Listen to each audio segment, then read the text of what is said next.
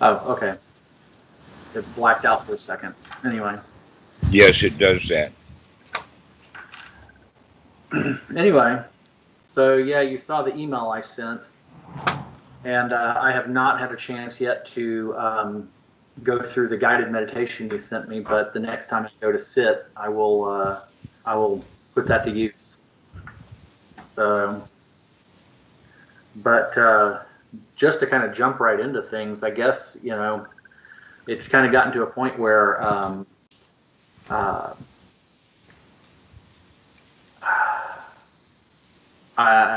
there's a strong desire to move forward with more diligence than I've had. Not to say that I've been lacking for diligence. Well, I have been lacking for diligence. I mean, I've been maintaining my practice, but I could always be doing more. If we take the dying words of the Buddha at face value, I could be doing more. And so I feel like now it's time to do more. But I'm not really sure how to do that.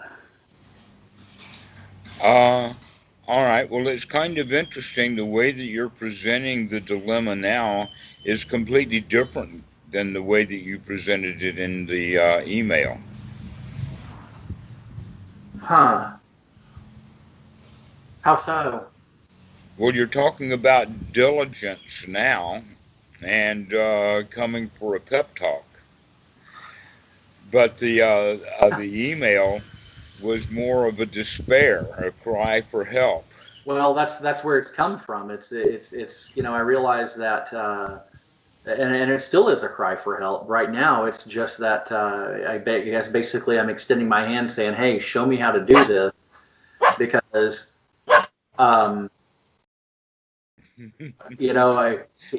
definitely a change, definitely a step forward.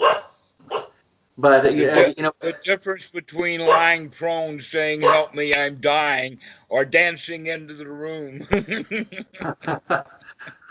Well, but one led to the other. It was. I suspect that I'm going to keep going through that place if I keep doing what I've been doing. And the old saying, I forget who it was, but they said the way out is the way in.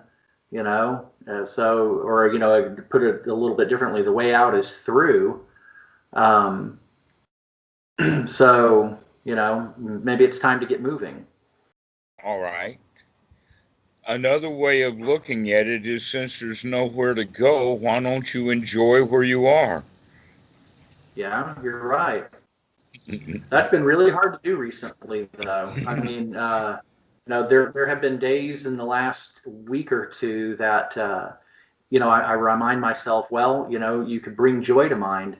And most of the time over the last couple of years, that's been pretty easy to do. That's something I can do without any real difficulty. But the last couple of weeks, that hasn't been easy to do. It hasn't. When I am able to do it, it doesn't seem to be much of an antidote. All right. When you say easy to do, my thought is that easy is the result.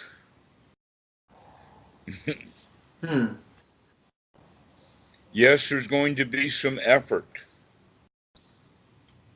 and that perhaps is what you need, is the motivation.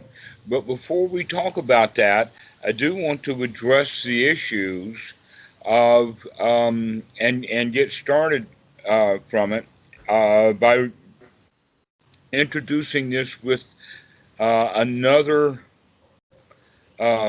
video that was done in response to another student's question about the dark night of the soul.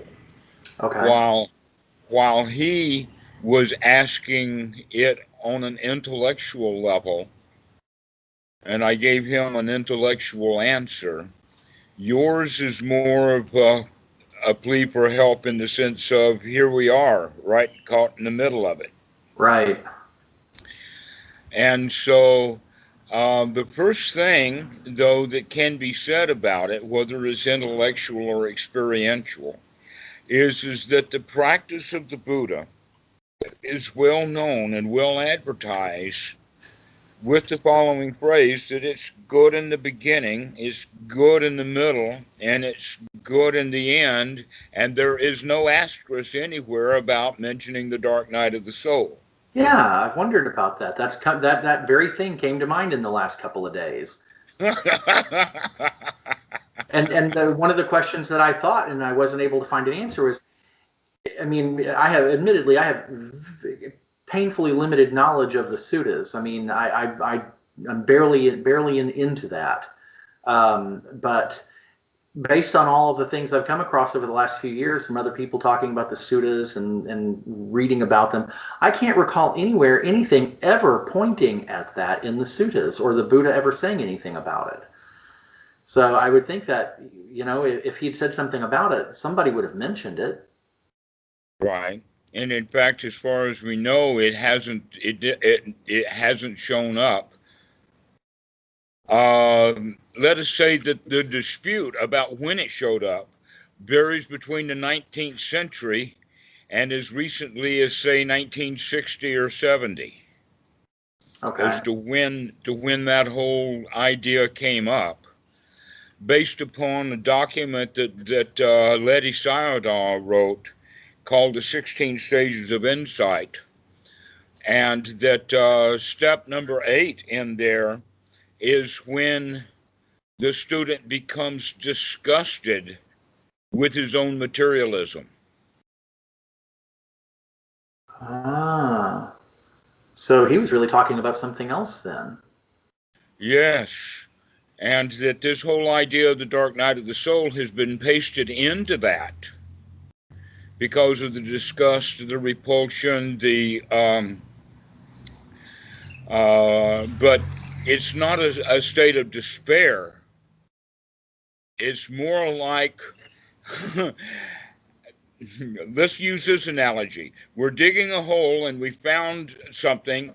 There's a piece of wood, and so we dust it off. We pull that piece of wood in, and we put our hand down in there to feel around to see what's in there. And then all of a sudden, we pull our hands out in full disgust and try to get that stuff off of us, okay?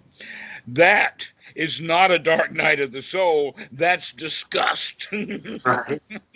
Okay? That is not despair.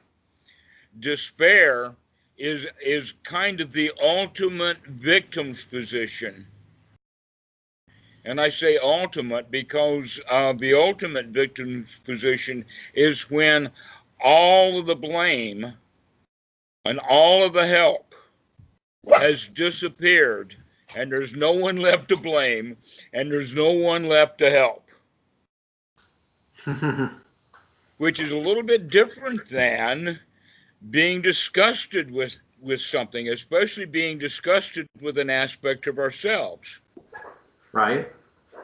And in fact, being disgusted with our own bad behavior is something that the Buddha does encourage. This is actually on step 4 of those who it's a noble deed, or it's a noble attribute of wanting to get rid of suffering so much that we become disgusted with our own bad behavior, which is something similar to being disgusted with our own materialism, because almost in this regard, by thinking about it, our own bad behavior almost always has to do with materialism.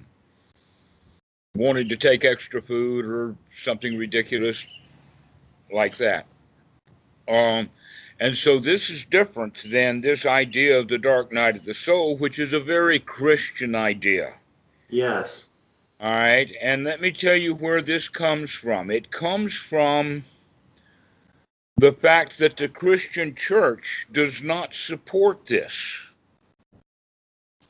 And so what happens, and the two examples that we have is St. John of the Cross and Mother Teresa. Mother Teresa, after she died, they published her memoirs, and it looked like a treatise on the dark night of the soul. And what her main thing was is that God would not present himself to her. She was beginning to doubt his existence because basically the quote is, "Look how hard I tried." Okay? which is very much a victim's position. If the victim tries hard enough and screams uncle loud enough, then uncle has a duty to come help. And when he don't come, then they go into despair. So you can see where I'm talking about the ultimate victim's position is when God don't give a damn. Right. Yeah. Well, now, it seems like this is not uncommon, though, and it makes me wonder if other people experience this starting with the time of the Buddha and all of the intervening years up till now with this, okay, so everything's impermanent, nothing lasts, there's not a self, nothing is satisfactory, nothing can satisfy. Trying to hold on to anything just leads to more of that unsatisfactoriness. And so what the hell is the point? Oh, the answer to that is yippee-ki-yo-ki-yay! Ha-ha! I'm free! And I thought of that. I really did. I thought of that. I thought if I say this to him, he's going to say something along these lines. So you didn't disappoint. But how do we make the transition from feeling this sort of existential despair, this nihilism, to what you're talking about? Because I recognize that exists as a possibility. It's a question of how do you make the trip? Oh, this is one's right attitude that's developed out of right view, and it takes some right effort, and it has to be done every time you can remember. Right sati. So those 4 aspects of the Eightfold Noble Path you need to really hone in on, especially the idea of recognizing in this regard, the right view is that you are responsible for how you feel. Okay. All right. Here's a kind of a little poemish way of thinking about it. If there is a God in heaven, then I am God and this is heaven. And if I don't like this heaven, it's my own damn fault. I like that. And all I have to do is just start liking it, change my attitude, because after all, the heaven that I manufactured was perfect. So how can I be disappointed in my own making, my own heaven that I made myself? Oh, by little old me.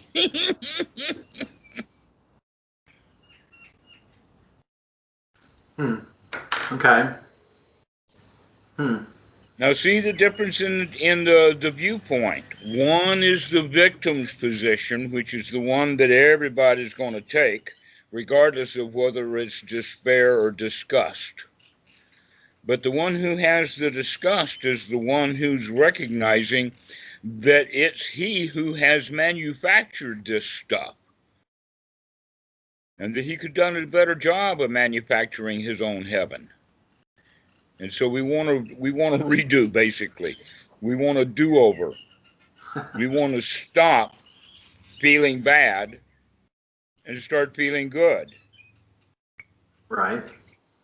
So this is an attitude change. So going back to right view is that you are in charge of your life and no one else is.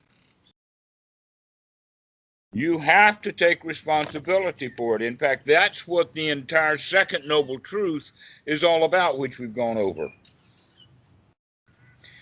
And that is, what's the source of all suffering? Lobha, moha, dosa, greed, ill will, and ignorance. Whose greed? Whose ill will? Whose ignorance? Right. So it's actually definitely 100% taking responsibility for it. But when people go into despair, what they're actually doing is they're saying, look how hard I tried. In other words, you're trying harder. going into deeper despair, hoping that the despair itself, or maybe whatever shoved you into despair, will finally relent and that you have some joy and some freedom. But whatever drove you into despair was you, and so it's up to you to give yourself that space. And that's the taking of the responsibility for it.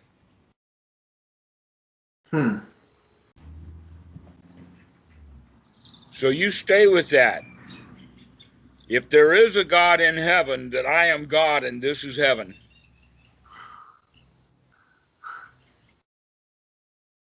Yeah. Because, I was going to say, I don't know. I don't know if how comfortable I feel framing it in theistic terms, but I get your point.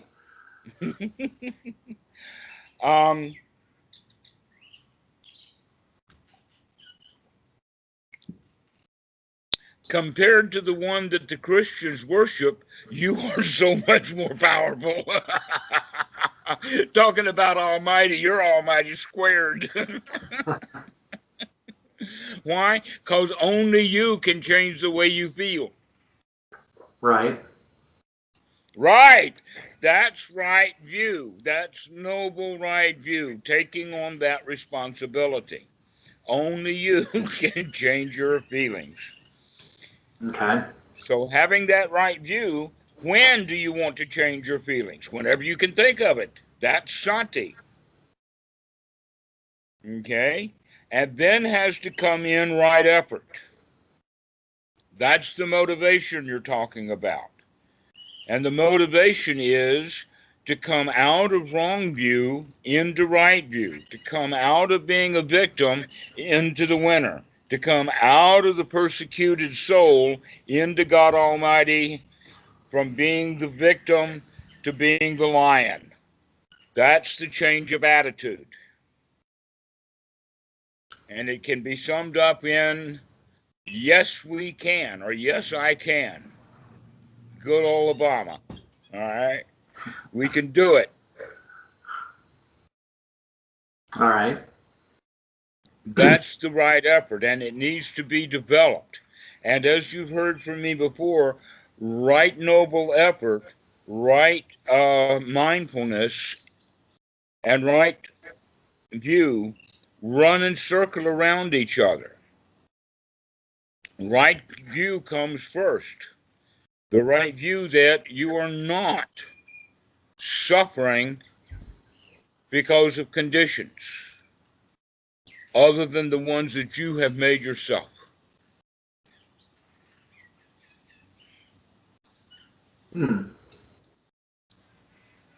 Okay. Now, doesn't the suffering? Okay, I understand what you're saying, but I'm trying to line that up with this idea that I hear a lot, and I don't know if it's bad information or not.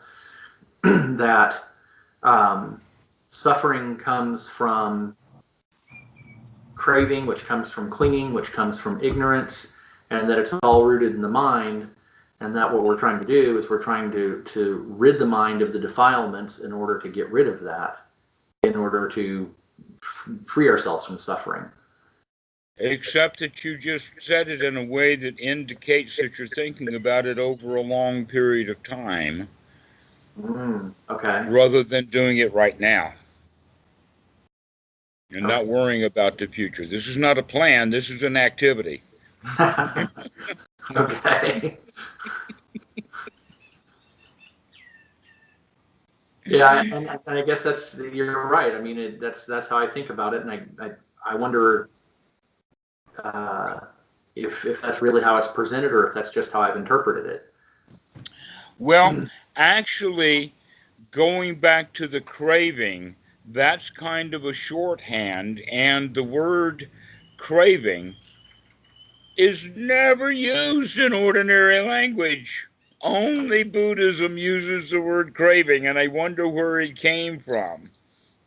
It may have been an old word that was in use 100 years ago, but it sounds so very strong. Yes. to where, in fact, if we use a more colloquial word that has more use than want. Do you want a piece of cake? You want an ice cream? You want to go shopping? Wanting things you do not have is suffering. That's craving. Just wanting whatever you're wanting in the moment means that you're not satisfied in this moment. All right. And so going back up a level from craving, which is down at the level of paticca samuppada, and raise it back up from a 12-step, goes back up to a 5, 4, and eventually 3-step, but it's still the second noble truth. And when I say the second noble truth, that's 3. When you break it down to 4, it's the satipatthana. When you break it down to 5, it's the 5 aggregates. When you break it down all together completely, you break it down into the 12 steps. But it's all just that second noble truth. Wow. Ignorantly wanting stuff is suffering. And you can call it craving or you can call it wanting. But a lot of students miss. They make Buddhism really complicated, where in fact, no, it's all very simple. It's all just the Four Noble Truths. It's the only thing the Buddha teaches. Right, but you just laid out something that sounded very, very involved when you're talking about if it's this many steps, it's this. If it's that many steps, it's this. And it almost seemed like, those Russian dolls, one inside the other, Precisely. Exactly so. That's an excellent way to look at it. I think they're called Fabergé.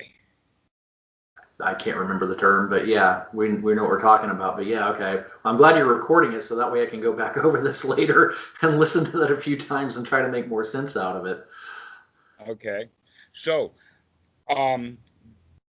Buddha had said in Sutta number 22, in the simile of the snake, which is a quite long, involved sutta, got just chock-a-block loads of stuff. And in there, he says, both formerly and before, I teach only one thing. And that is dukkha, dukkha nirodha. Right. That's all he teaches. So that's the key. The second key is good in the beginning, good in the middle, and good in the end. You put those two key things together, and you come up with it. Okay, and so by opening that first doll, the first one inside it is the Four Noble Truths. Okay, and then you open that up, and the first thing that you see is suffering, and what is the cause of suffering, which is the second noble truth. And you open that doll, and what you find is everything that's here, the body, the way I feel, the feelings, my mind, and my mind's objects are the source of suffering. When the body has an itch and I can't scratch it, I want to scratch that itch. I'm suffering. I want to do something. I want to chase that feeling away because of why I have a feeling, and the feeling is I don't like that itch. And so you can see, just buried right below that second noble truth is, in fact, the Satipatthana. Everything about me, this is who I am.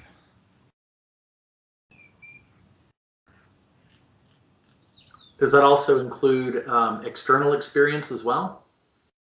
No, because everything is really in the mind, and we'll see that a little bit later. Everything is in the mind, including the feelings, the mental objects. The source of suffering is here, in this fathom-long frame, so the Buddha says. Right. Okay.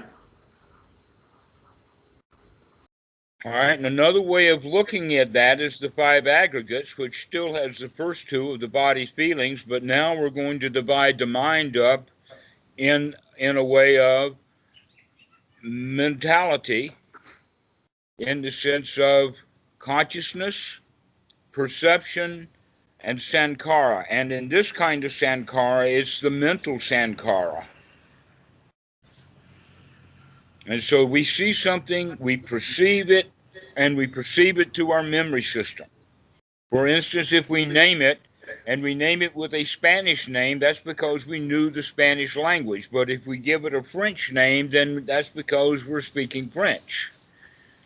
All right, so it has to do with the language part. So there's a language Sankara, and the memory itself of the items, etc., like that is all part of the Sankara at that level. All right, so now we break that down from that 5 aggregates, which is body, feeling, consciousness, perception, and Mental formations. Oh no, you just said that. You already said Sankara. yeah, body, feeling, consciousness, perception, and Sankara. Okay. Okay, the mental part of the Sankara that is not part of the body, but part of the. But when we break it down further into the 12 steps of Paticca Samuppada, that's when we actually add that ignorance component in that wasn't really seen so well in level 2 and 3.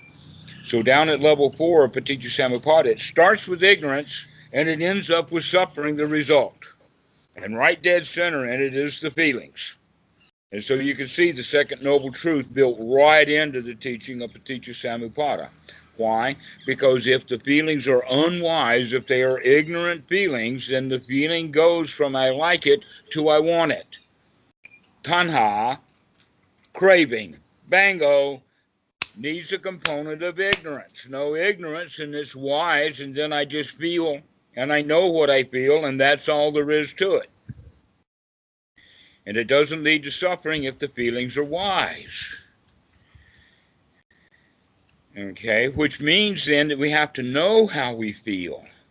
And if we know how we feel, then we can choose how we feel. If we don't know how we feel, then we ignorantly go off into craving, leading to suffering. Okay, so what was happening with you at that particular level is you say, oh, there, everything is empty. And then you have a bad feeling about it. And then you go off into a bit of disgust or despair, right? You miss that point about the feelings. Oh, if everything is empty, I can choose how I'm going to feel about it. And I chose my old, habitual, victim way of thinking and feeling. And I did that ignorantly, not watching what I was doing. And then it spirals out of control. Absolutely. Down that rabbit hole to suffering we go. Okay. So that means all of this talk about dark nights and dukkha yanas and all of that is just something that has spiraled out of control. Exactly. It's just simply not practicing correctly. There are a lot of people who'd be very unhappy to hear that. Yes, I know, because nobody wants to hear that they've been practicing incorrectly, that they could have had a joy, they could have had a ball, they could have had a blast for the past 10 years, and they've been suffering miserably through their meditation all along.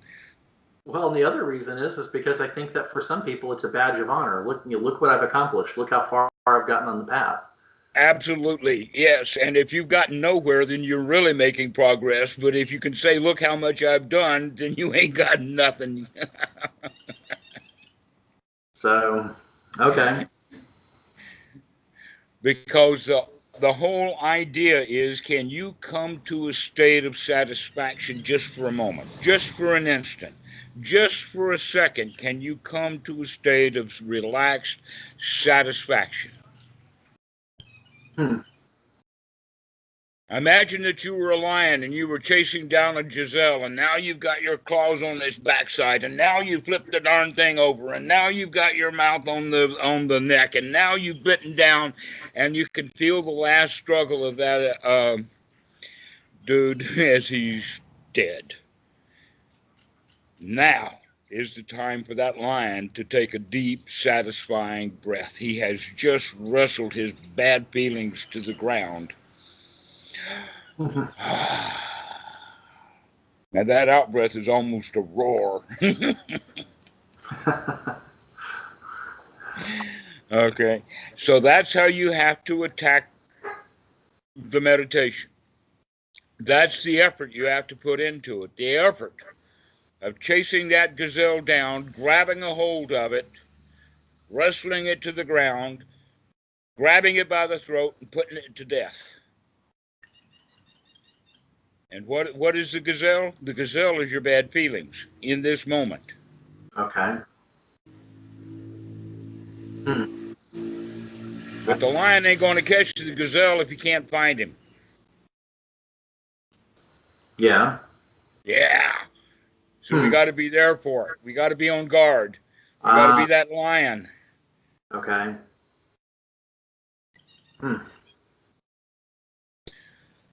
Otherwise, the gazelle's going to get away before we can get up close to it, and then there's no dinner for the lion tonight. No satisfaction, no lion's roar, just a growl.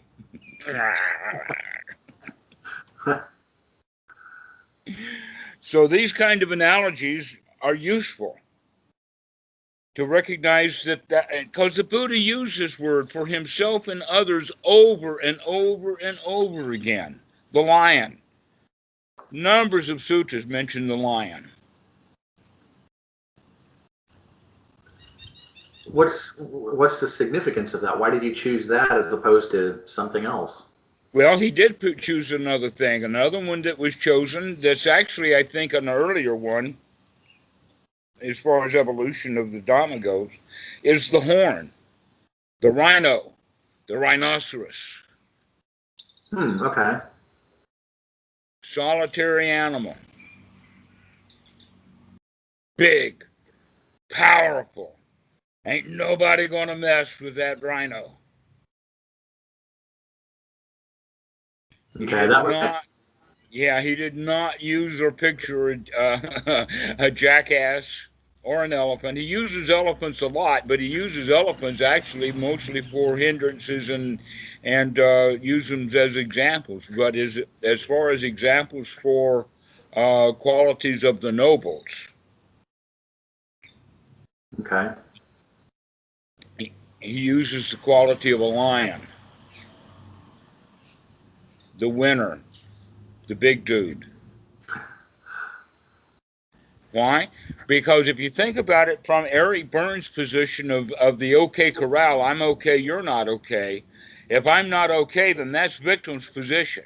And we need to change that mental attitude from being a victim into being a winner. And that's why I think that the Buddha was choosing the quality of a lion, was because he's talking about coming out of our own self-made misery pit. Stop being I'm not okay. Now here's the interesting thing is every child, every human child is born as a victim. Every one of us born as a victim. We had no choice in the matter. There we were just all balled up and everything was joyful, and the next thing you know I feel this pressure, and the next thing I know I find lights, and then Dr. Young grabs me up by the heels, beats my ass. I let out a yell, and I didn't stop yelling until I was 35 years old. And I remember when I stopped, and that was at Watsu and Moke. I finally shut my mouth at Watsu and Moke.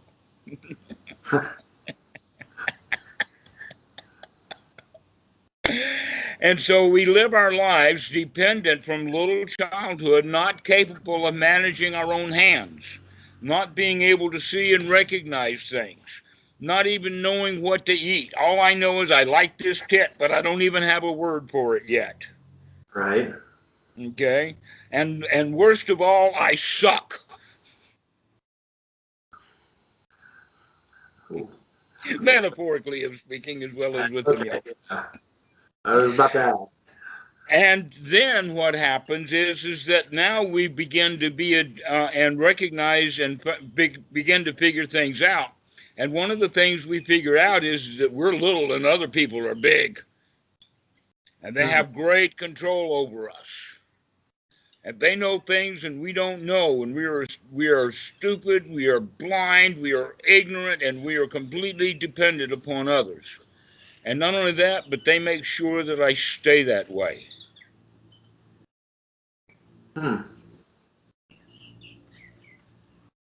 And so they give me an education, making sure that I know that I got the education from them. It's not my education, it's theirs. And then I'm introduced to society, and I recognize that I'm completely dependent upon society, and everybody stays in that little child's victim's position into their 90s if they survive that long. And so much of what the Dhamma is all about is actually growing up to be a fully functioning, fully adult human being with all of the faculties of an adult human being. And that very few people ever get that way. Very few people wake up to adulthood.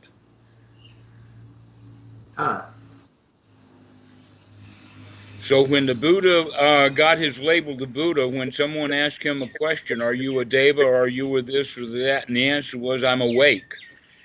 He could have just as easily said, I'm a grown-up. I'm an adult.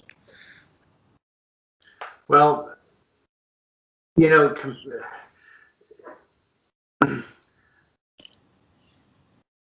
I compare, I'm always trying to take the information you give me and figure out what to do with the other things I've heard relative to that. And, you know, I hear certain things from you and I go, okay, well, this can be dropped, that can be dropped, that's incorrect, what have you. Compared to what I've heard about the Dhamma and what awakening or enlightenment is, the way you're defining it to me now sounds really mundane compared to some of the descriptions of it I've heard. And I wonder if maybe I'm just misunderstanding what you're saying. Yes, it is, but that's only because you ain't seen nothing yet. There's that again.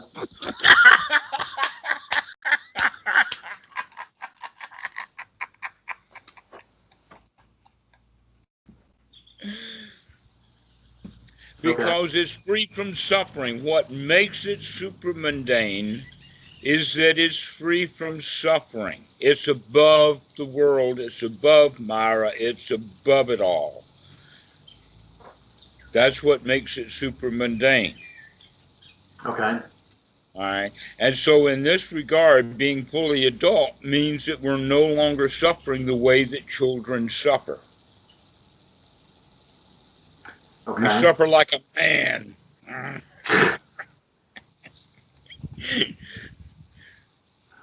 And I'm not going to join the damn Marines.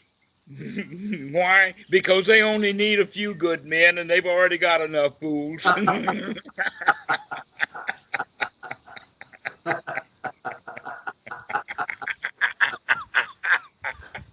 That's good. All right, so this is the way that we need to do. Another way is to chuckle your way into enlightenment. Chuckle your way into enlightenment. And how does that happen? Well, you just make light of everything and voila.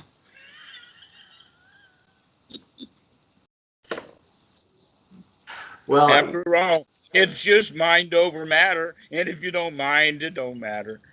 Right. Well, you know, going back to when we first started talking, one of the first things you spoke to me about was stream entry, which seems to be on everyone's mind, of course. That's the door sill. That's the what? That's the door sill. The door sill? Yeah. I'm not sure. You know what a door sill is? Almost every house has one last step. And you open the door, but to enter the room, you have to step up. The door sill is that final step.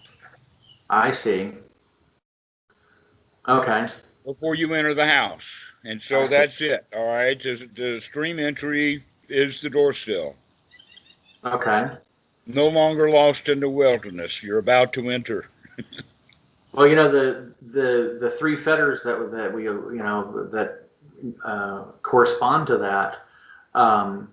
The one regarding personality view, being in that fetter sounds like a tremendous amount of relief. I could be mistaken, but it sure sounds like it. It really is. It is such a relief. Yeah, the relief is to realize I am in fact not what I thought I was. I am not who I was told I was. I am not those things which everybody assumed that I was. Well, and if I understand it correctly, to stop identifying with the body, to stop identifying with our thoughts, our mind, to stop identifying with everything that defines and makes up a personality. But that's not done at an intellectual level. It's done at an absolute application level, all right? Really, all right? How do people identify with the body? Let me give you a few industries, okay? The healthcare industry, the health industry in the sense of gyms, the pharmaceutical industry, the cosmetic industry, and the clothing industry. All of those industries have very, very wealthy, influential people who have lots and lots of power and lots of money. Why? Because they have tricked lots and lots of fools into buying their lots and lots of merchandise, when in fact those fools didn't need any of that stuff if they weren't identifying with the body. Yeah. They'd find a tropical paradise and go bare-shouldered for a change. So you said it doesn't happen at an intellectual level, it happens at an application level. Right, and so in that regard, we stop buying that stuff. Because we recognize I am not the body. I do not have to aggrandize myself. I am aggrandizing my body by putting on a suit or dressing higher quality. You remember 100 years ago, how a person dressed was extraordinarily important. We're talking about World War I up into the 1920s, and that the clothes made the man, literally. That's where uniforms became popular. Okay. All kinds of things. In the really, really old days, in fact, we've only been wearing uniforms for, well, the Romans did. They wore uniforms. Right. But most of mankind doesn't. And yet now look at all the uniforms that we have. Airline attendants, waitresses, everybody's going to be identified and dressed in a certain way, because the identification of the way a person dressed says who they are. Until we stop playing that game. I am not the body. I don't, how I dress has nothing to do with who I am. But this is the way that society operates, in the sense of judging a book by its cover. How is a person dressed? How are they groomed? And that tells us a lot about people. And most of that stuff that it tells us is all based on society, and it's not based upon wisdom. And even though we may guess correctly that because he's wearing an airline captain's uniform, he is in fact an airline captain, though I'm not sure completely. Right. It's a pretty good guess, especially if I find him in the cockpit of an airplane. Now I'm pretty sure. But I want to see him fly this airplane before I'm absolutely convinced. And if I'm absolutely convinced that he's an airline pilot, then I don't care how he's dressed. He can dress the way that I'm dressed in nothing but a pair of, let us call them Hawaiian shirt, only there's a set of shorts. Right. So Hawaiian shorts. And he can dress that way. Or he can dress like a naked ascetic from India with matted hair. I don't care how he's dressed if he can fly the airplane. But you can see what I'm talking about, that this identification of the body is an identification of who I am. So if someone's going to dress up like an airplane pilot and fly an airplane, then he's going to think of himself as I am an airplane pilot, when in fact he's no such thing at all. Right. Which was the whole issue of why I sent Kung Fu 3 or Kung Fu Panda 3 movie to you, because that was the issue that guy, the panda, had. was this identification with who I am based upon what's the body? Is this a panda, the son of a noodle vendor? Is this the panda son of the panda master? Is this the dragon master? Is this, all of these questions about who am I? We come down to the question, or the answer to that is, well, wait a minute, let me check again and I'll see.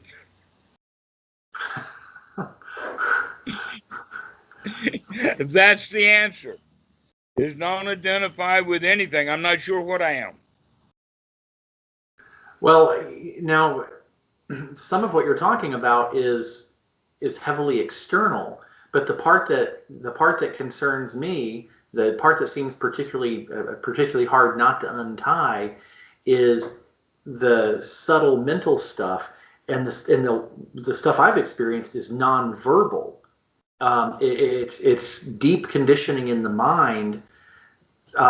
It's sort of like, the programs that run way in the background.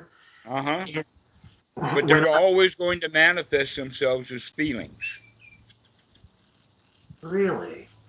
Yeah. Interesting. Okay. And that most of that programming that's running in the background is self-preservation instinctual. That's why it's running in the background. That's the background activity that's going on. So, remember a few moments ago when we were talking about a child being a victim, and that the right avenue for every child is to grow up and be fully human? Right. There's another way of looking at that, and that is that child was never taught to grow up and be a human, and he's just continuously lived his whole life operating on instinct, being run by his feelings, and those feelings were that came up were based upon the old programming that was instinctually oriented. Well, now which means that we become tribal, especially if we're invited to be tribal. But we're unsure and confused about strangers. We don't know whether we like them or not. We don't know whether they're friendly or not. And so we should be on guard. If I like him and he's dangerous and he'll hurt me, then I've made a false positive. Right. No, wait a minute. I made a false negative in that case. I understood it. Yeah. Yes. Sorry. But the idea is that two guys are wandering down the trail 100,000 years ago, both of them carrying spears. They're just out there doing their thing, and they hear a rustle in the leaves behind them. Strong noise. One of them runs. Immediately he takes off running. The other one turns around to see what it was. Guess who got eaten? The one who turned around to see what it was. Yeah, exactly. And the guy who sensed danger and ran away immediately, he was survival. Now, if it had been just the breeze or a fallen tree or whatever like that, he was wrong, and the guy who turned around to see what it was correct. He was a Buddha, but in this case, a dead Buddha. And the ignorant fool survived.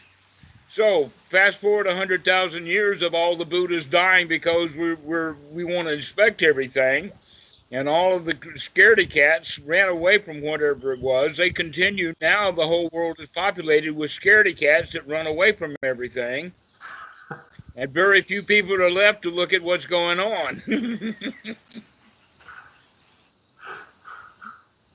Just natural selection. Right. Okay, so with natural selection, what that means is that we are selected naturally to be able to be in fear. Bring that up just a little bit, and it can show that what it means is that we are programmed to operate instinctually, and that the instinct is based upon self-preservation, which means there's going to be fear, there's going to be anger, there's going to be desire, there's going to be materialism, There's going to be a lot of rules and regulations to make the nest work correctly. And when our nest gets big enough, we can call it a society. And look how many rules poor little old Dallas, Texas has. You have rules set by the Jehovah's Witness. You have rules set by the Baptist. You have a war between them because they won't keep each other's rules. You have rules for the white people. You have rules for the black people. You have rules for this local police force and rules for that local police force and rules for the state and rules for the state police. And need I go on and on and on and look at all of these levels and regulations and rules that everybody is living by. No wonder people feel like a victim. But if you can figure out that there is a better way of looking at things, and that is instead of trying to follow all the rules that have come out of the human mind instinctually, trying to get a nest that works, that the right way to look at it is back to the Buddha, suffering and no suffering. Just don't, if you're in suffering right now, come out of it. And if everybody would do that, we would have a wonderful world. What a wonderful world. We could have 14 billion. If everybody was happy. The problem is they don't want to have 7. We want fewer than 7. Why? Because 7 billion, then they're all unhappy. Oh, so unhappy. And so looking at it again from that direction, you can see that if we're operating instinctually, then we're using only the anterior cortex. If we're operating like a human, then that means that the frontal cortex is on fire. Is operating. And not only is it operating correctly, but it is riding herd on that anterior cortex, no longer letting the things be on automatic pilot, no longer letting the old programming operate, that we're on guard so that when those feelings come up, we can put a stop to them and feel the damn way I want to. I'm not going to be a victim of my own feelings. Because the feelings come out of the anterior cortex, out of the old programming, and we're going to put in something happening right now that's going to be better than that. So are you it sounds like what you're saying then is that Vedana is something that comes from the instinctual anterior cortex level. Absolutely. Okay. The neuroscientists know all about it. Okay. They even know which glands produce which chemicals under which conditions. Interesting. Okay. I'm not an expert, but I can give you the main one, that gives fear, is called the amygdala.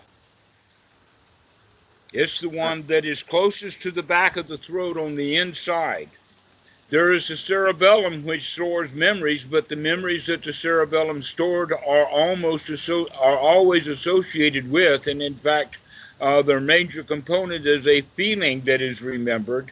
So if a child has a traumatic experience, then that feeling will be registered, but the situation and the environment and everything around it will be registered in that cerebellum with that feeling.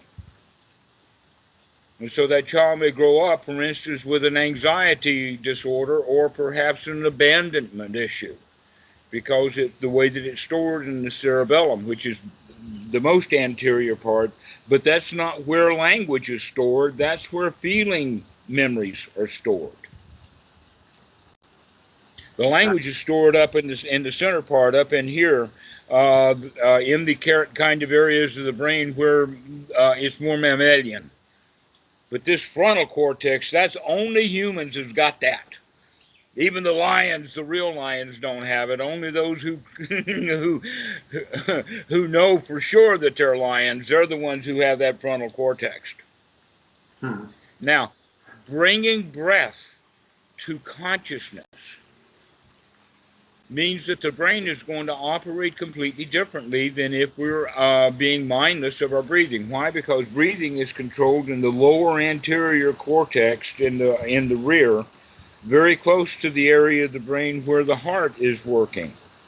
But when we, through MRIs, they've seen this, and functional MRIs, and they have just gone gaga over this, and when people actually start thinking about their breath and start controlling their breath, then it lights up the frontal cortex. It sets the mind on fire. It starts using oxygen in a whole new way than it was using before. And so this is what real meditation is all about, is exercising in a very good, wise way this frontal cortex. And the way that we exercise it is by remembering to exercise it. And the exercise itself is one's right effort and one's right view and one's right attitude. And so the whole process then is to set this thing on fire, make it alive, operate it as a muscle that needs to be developed just like you were in a gym, so that it's strong and functional and completely in charge of that anterior cortex, so that we're no longer operating on that automatic pilot. Now let's use that example of an automatic pilot with a real airline. Let's go back to the airline captain, all right? He's sitting back, smoking a cigarette or smoking a joint or whatever, because the airplane's flying itself, it's on automatic pilot, and he's got nothing to do. Except that he finds out that, oh no, there are too many planes in the air and there is too much turbulence, and I do not like these black clouds this thing's taking us into. And so he's going to take it off of automatic pilot and start flying the plane himself, because he doesn't trust what the automatic pilot is doing right now.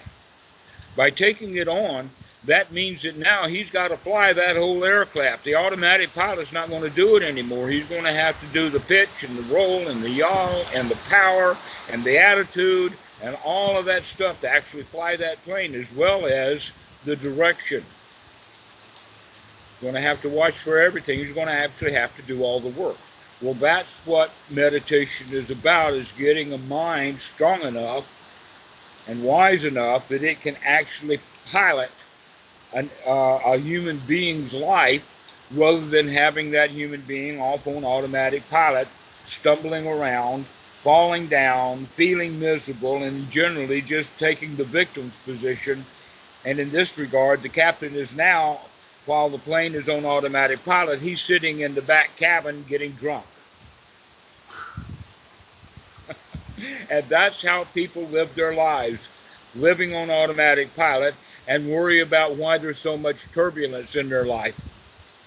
Because they're not watching where they're going.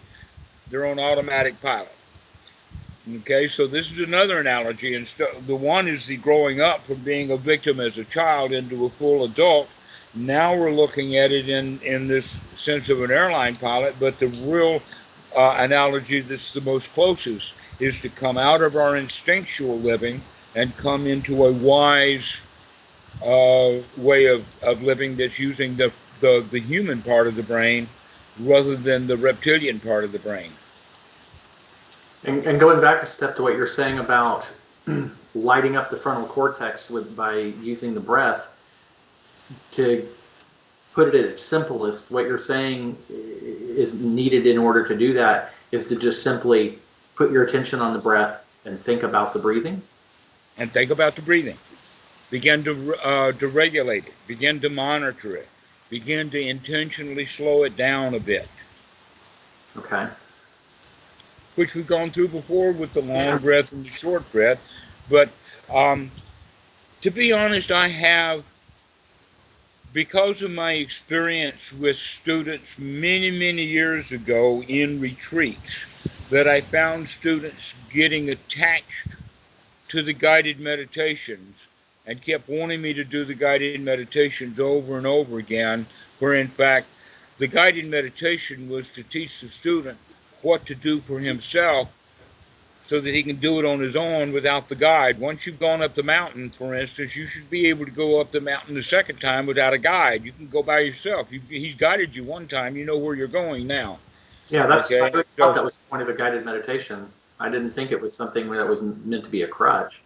Yeah, as many students began to use them as crutches, and so I stopped doing them altogether. But now I find that there's a need for them, because many students can't be given this basic information that I've covered with you about to remember to watch the breath, to take deep, long breaths, to be here with the breath, and to start enjoying this present moment. And that's what that first guided meditation is all about, is just to center and get the student grounded in a cool place. Okay. A lot of references to Nirvana using the word ice or cold. But I'll let you do it. I'll let you figure it out what we're doing in that guided meditation. Okay.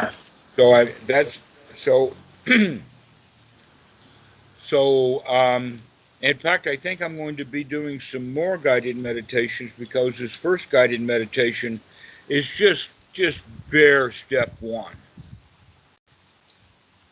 It takes 20 minutes, in fact, to say something on that guided meditation that could be said in one paragraph. Okay. So what that means is that there's more to be done, and perhaps that too should be done with a guided meditation. Okay. So that students really begin to understand, for instance, that First John is not that hard to obtain. It's not. Huh, that's good news. Well, I've told you that before. I thought you would have already known it. But many students, I guess, they're reading stream entry or whatever like that on the internet, and they're getting the idea that this stuff is so difficult to do. It takes years and years. Actually, it does if you want it. But if you just sit down and enjoy your mind, enjoy the moment, you'll fall right into it.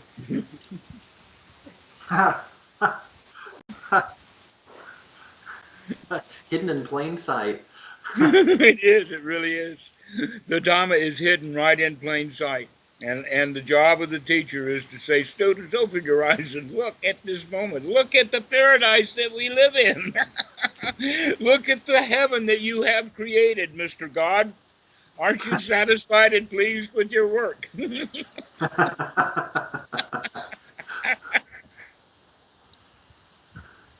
Well, two things. One, going back a step, I wanted to ask you about this. You're talking about a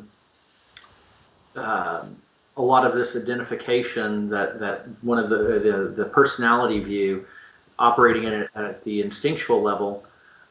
Something that I seem to have noticed, and I'm putting it that way because I could be misunderstanding what I'm seeing, over and over again, there seems to be a level up from that seems to be, I think it comes in from the outside world in terms of ideas that we get, whether they're verbalized or whether it's stuff we see people doing, however we're getting it, but that it's conditioned into the mind, and it's conditioned deeply enough that it becomes nonverbal.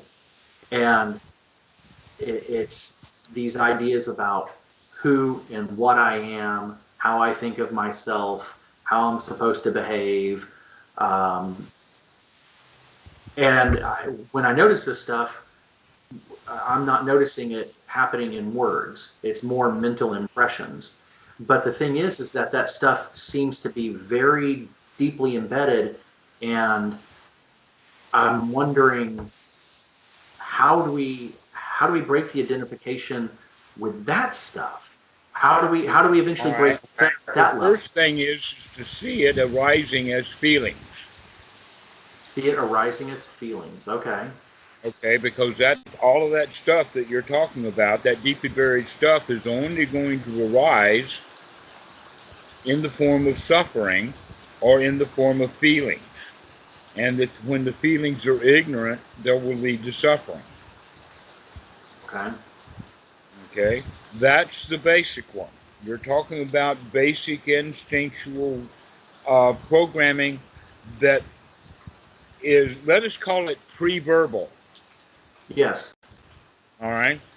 But that same reptilian brain that you have is shared in shape and structure and perhaps even size and weight with water buffalo, bulls, cows, dogs, all of the mammals, and reduced in size and weight with cobras and alligators, etc., right down to that reptilian line. That's the one. Now, not down to the level of spiders. They've got different structures.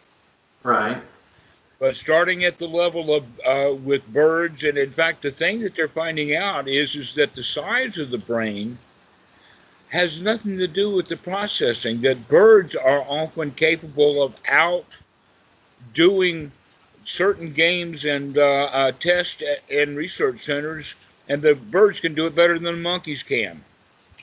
Doesn't surprise me. All right. So what we're now talking about is that there is a part of the brain that is shared by all of the animal kingdom, and we are definitely part of that.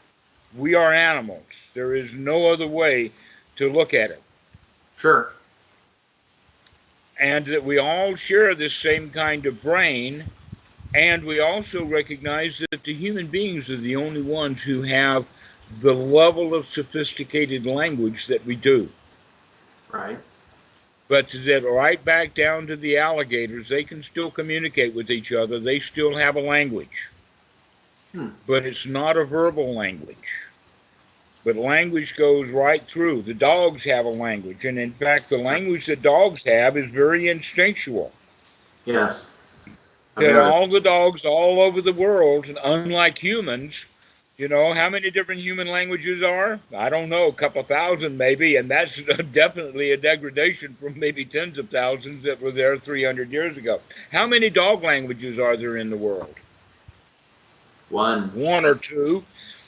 Maybe two, depending upon it depends upon whether you want to call them wild or whether you want to call them wolves or whether you want to call them dogs. But you can take that and say those two groups, that's the only kind that they have. All domesticated dogs have the same language. They know how to sniff butts. And they know how to do all of the right postures around doing all of that kind of stuff for identification and whatnot like that. So animals have a language too, but the kind of stuff that you're talking about is pre-verbal. Right. Okay. If you hit a dog, if you cut a dog, will he not bleed? Sure, of course.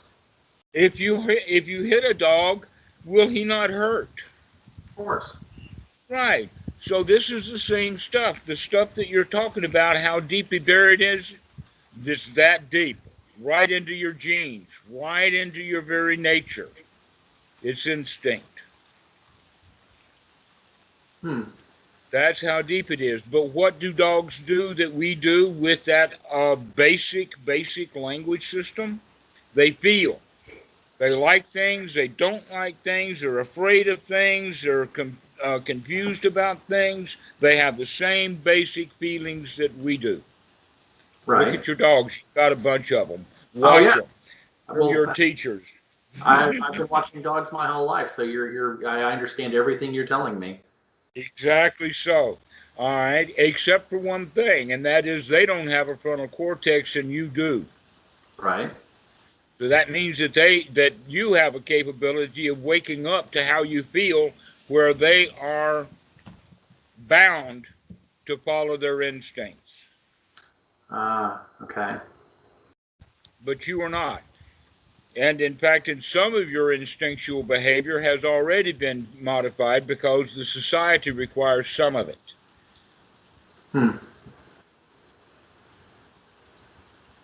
That we have ways, okay, for instance, lawbreakers versus are you a good boy? Do you go to church on Sunday? There's a whole lot of stuff that's put into it in the society that gives expectations about what is right behavior and what is wrong behavior. Right. Or what is right view and what is wrong view. The problem with what is right and what is wrong is that while wrong view will always bring a lot of suffering, right view will also bring a lot of suffering. And it's only super mundane right view that is free from suffering. Okay. All right. There's the distinction. I tend to forget that. Okay. That's what makes it super mundane, is that it's free from suffering, to where right view, the right views of society, do what you've been told to do. Honor your father and mother. Thou shalt not commit adultery. Thou shalt not perjure thyself on the witness stand. Right. Thou shalt not kill sheep in large numbers. Altar. Thou shalt believe that by chewing this wafer it turns into the body of Christ.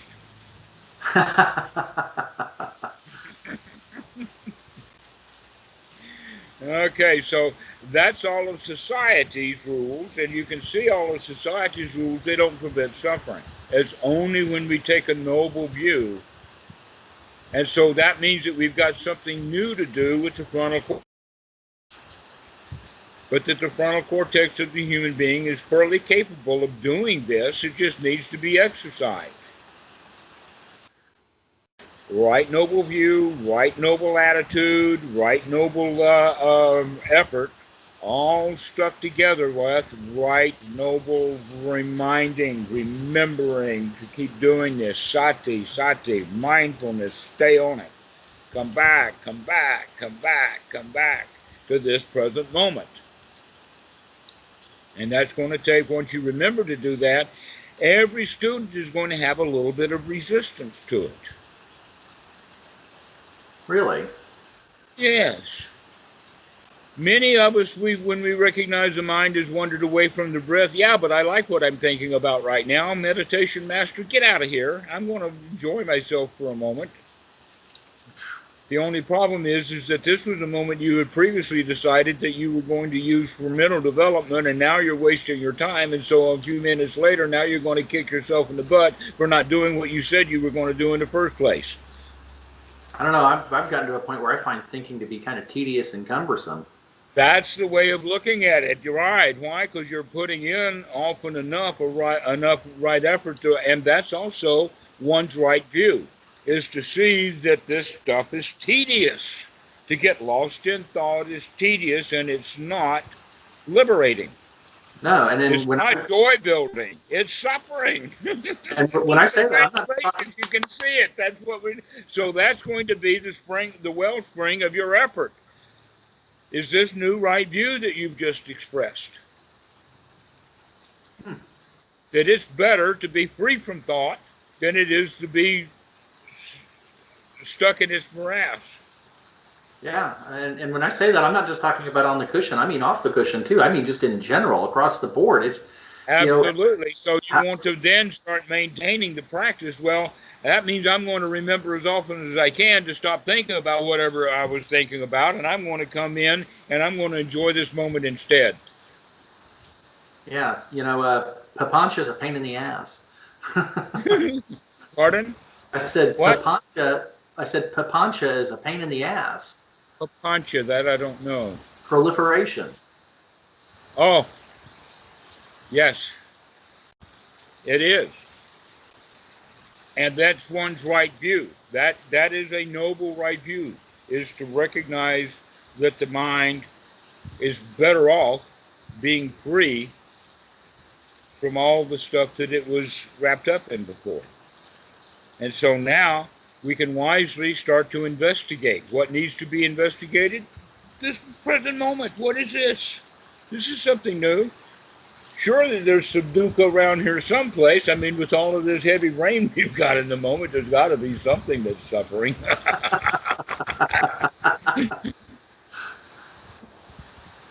Well, and this kind of starts to lead into the other thing I was wanting to ask you about, and that is that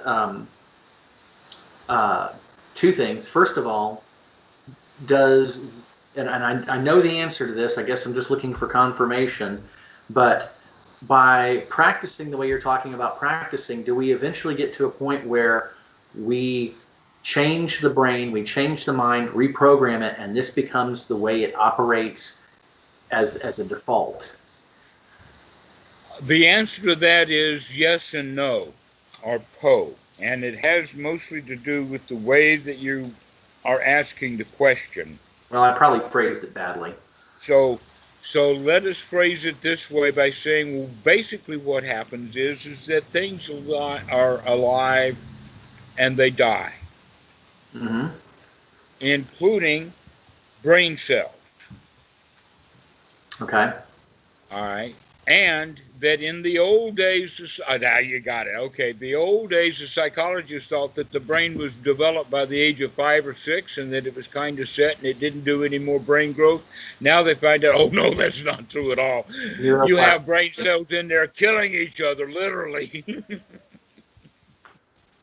Well, we have and I guess that touches into neuroplasticity. The fact that the brain... Exactly. What we're doing is that we are counting on neuroplasticity. You can change. This is a basic component. Okay. Is that the mind is not fixed, it will change. But you will find a lot of stuff in our society that points to the delusion that it doesn't change. An example is the fruit doesn't fall far from the tree. A leopard can't change his spots. Well, he's just being Johnny. That's just how he is. That's just how he is, right? He's just a good old boy, all right? You hear all of that stuff loaded into it. Now let me give you the one that really gets stuck, and that is, unless you take Jesus Christ as your Savior, you know where that goes, exactly, But what it does is it keeps all the Christians victims. Yeah. Very rarely will you see a baptism where the guy gets up out of the water and says, "Thank you, Jesus. Now get the hell out of here. I'm free from sin. Thank you very much, but get the fuck out. I'm free from you. I'm free from sin. Thank you very much, but get the fuck out of my life." Nobody said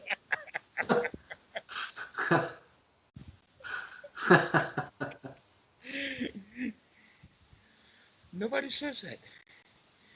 Nobody says that. Why? Because those ancient rituals don't work, other than the point is that you still need Jesus.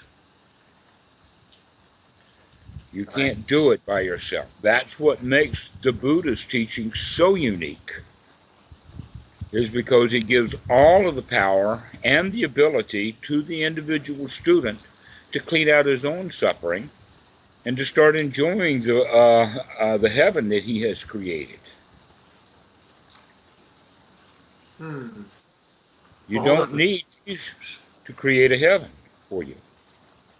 A light bulb just came on, because now what you're saying makes me think about something I heard about karma recently. And I guess, I've misunderstood what karma was about.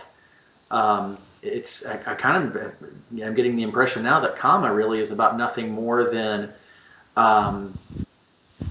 goes back to the idea of self-responsibility. It's, by your actions, you can shape your life. Yes, but you could also say by shaping your life, you're shaping your actions. Sure, yeah. Another way of saying it is by following the Eightfold Noble Path, the path itself, by following that, shapes one's life. And one of the ways it shapes us is to shape us into staying out of the ditch, to stay on the path. But I mean, the reason that's kind of significant for me is because you hear a lot of cockeyed things about karma. At least over on this hemisphere, you do. All right, the Buddha heard a lot about karma too. Kind of ridiculous. All right. Some people, when they hear what the Buddha taught, they understand it, there's no action, or there's no right action that gives right result. But what the Buddha taught against was the hard law of karma. The hard law of karma that the Hindus believe in is one that all actions have to be divided into groups of either good or bad. And all of the good actions lead to good results, and all of the bad actions lead to bad results. And we don't know how long it'll take, but those bad actions will eventually catch up with you, even if we have to manufacture a new you to kick in the ass. Right. Okay? That's basically the law of karma said by the Hindus in a humorous way. All right? Because in that kind of karma requires a soul to be reborn in order to fulfill this law that all bad actions have to have a bad result. And if the guy dies too quick, what's the karma machine going to do? Okay, so maybe it's going to crash and need a reboot. I don't know what's going to happen. But the Buddha doesn't say that. There are other teachers who say also in the time of the Buddha that that's not true. that one of the guys says that, in fact, I can go on to this side of the river and kill all the animals over here, and then I can come back on to another side of the river and I can kill all the animals over there, and no one suffers anything. Especially if there is no self to suffer, then I can go around doing all the damage that I want to do, calling it damage, where in fact for me it's just having fun. All right? But the Buddha says, well, wait a minute. For sure, one of the dudes that owned one of those 500 animals that you killed is going to come looking for you. There is that kind of karma. There is the actual result of your own actions. Right. Okay, but the criminal's idea is not to do good, but to get away with doing bad. Can I get away with it? All right. Now let's take that to an example of someone's in Walmart doing some shoplifting. Doesn't matter what he thought his motivations were for shoplifting. While he's shoplifting, contemplating shoplifting, the suffering has already started. So while he's in Walmart to shoplift, he is suffering before he shoplifts. He is suffering during his shoplifting, and then he's really going to suffer trying to get out of the store, wondering if somebody's seeing him, and he's suffering the whole way. It better be something really valuable that he took to to compensate for all of that suffering, right? So this is how we do it, is that all of that suffering about the shoplifting is because we're breaking a rule that we ourselves think should be kept. I see. So we're going against our own nature when we're doing that shoplifting. That's why there's so much fear and trepidation. Why? Because it's not the store owner that you're worried about getting caught from. It's you yourself. That's where the whole idea of that God's watching you, or that Santa Claus sees you when you're sleeping, he sees you when you're awake, he knows if you've been bad or good, so be good for goodness sake, is actually a good thing to teach children if you can do it without personifying a Santa Claus. Right. To be on guard, to start watching. Watch when you're awake. Watch when you're sleeping. Make sure that you're doing good. Why? For goodness sake. Because there's no suffering in it. All right, so we can teach our children wisely in that regard to start watching what's going on, and that we can do that by lying to the child, as it were, and presenting that you better watch what you're doing because something else is watching what you're doing. You better watch too. And the Hindus say, oh, but it's the karma machine that's watching, and it's going to keep track of every little thing. So you better start watching and keeping track of every little thing too. Sorry about that Hindi accent. I should have done my face this way at the same time. But the Buddha's way of looking at karma is that yes, there are good things that we can do, and they give good results. And there are bad things that can be done that give bad results. But there's a third kind of karma, and that is the kind of karma that's mixed. What in the English we call collateral damage, unintended consequences, a silver lining in a cloud, etc., like that. That this is a well-known concept in our language, that actions are not just good or bad, that there's a mixture. Nothing is ever good or bad. Here's an example of that. We just had the midterm elections. And the Democrats wanted one thing, and some Democrats wanted this, and some Democrats wanted that, and all of them wanted these things, and the Republicans in the same way. And guess what? No one came out of that election completely satisfied. Everyone had mixed emotions, mixed actions with mixed results. We got that one, but we lost that one. We got that one, but we lost that one. We got this many, but we don't have that, right? This is how life is. Right. Mixed. All actions are mixed, giving mixed results. But there's a fourth kind of karma. Even though you can see that the third kind of karma has already more or less just destroyed the whole concept of the karma machine. When it's so obvious and so easy to see that so much of the action that's done by humanity gives mixed results. Yeah, it's not as black and white as they would like us to think. No, and not only that, it depends upon which team you're on. If you're on Team Mussolini or if you're on Team Hitler, then you're going to see differently than if you're on Team Stalin or Or team Team power. or Team Trump. All right. So good and bad is depending upon different viewpoints. Yeah. Hence making ordinary right view subject to suffering. Ah, I see.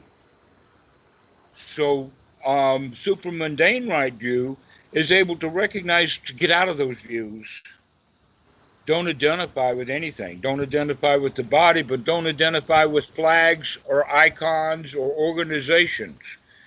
Don't identify with those things, because when they hurt, you'll hurt. Right.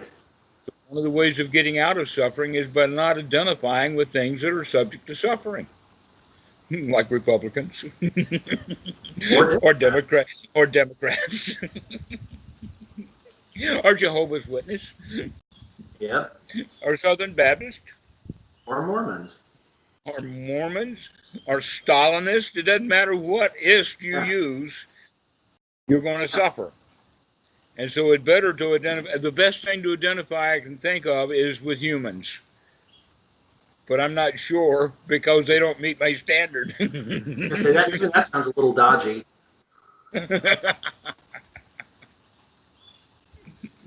Okay. So, and since none of those labels work, why not the word lion? I like that one. Yeah. Or horn. Yeah. Or if you really want to tick a few people off, call yourself God. That's potentially dangerous. Hello, my name is God. How are you? I've just created this paradise. What do you think? These days they won't hang you on a cross, though. They'll just take you out back and shoot you. Yeah, right. In the old days, they wanted to make a point. I would get burned at the stake in the center of town. Now I'd just be executed in the back of the bar. I know. Yep. So now we're beginning to see that there is this fourth kind of karma that is neither a good action nor a bad action.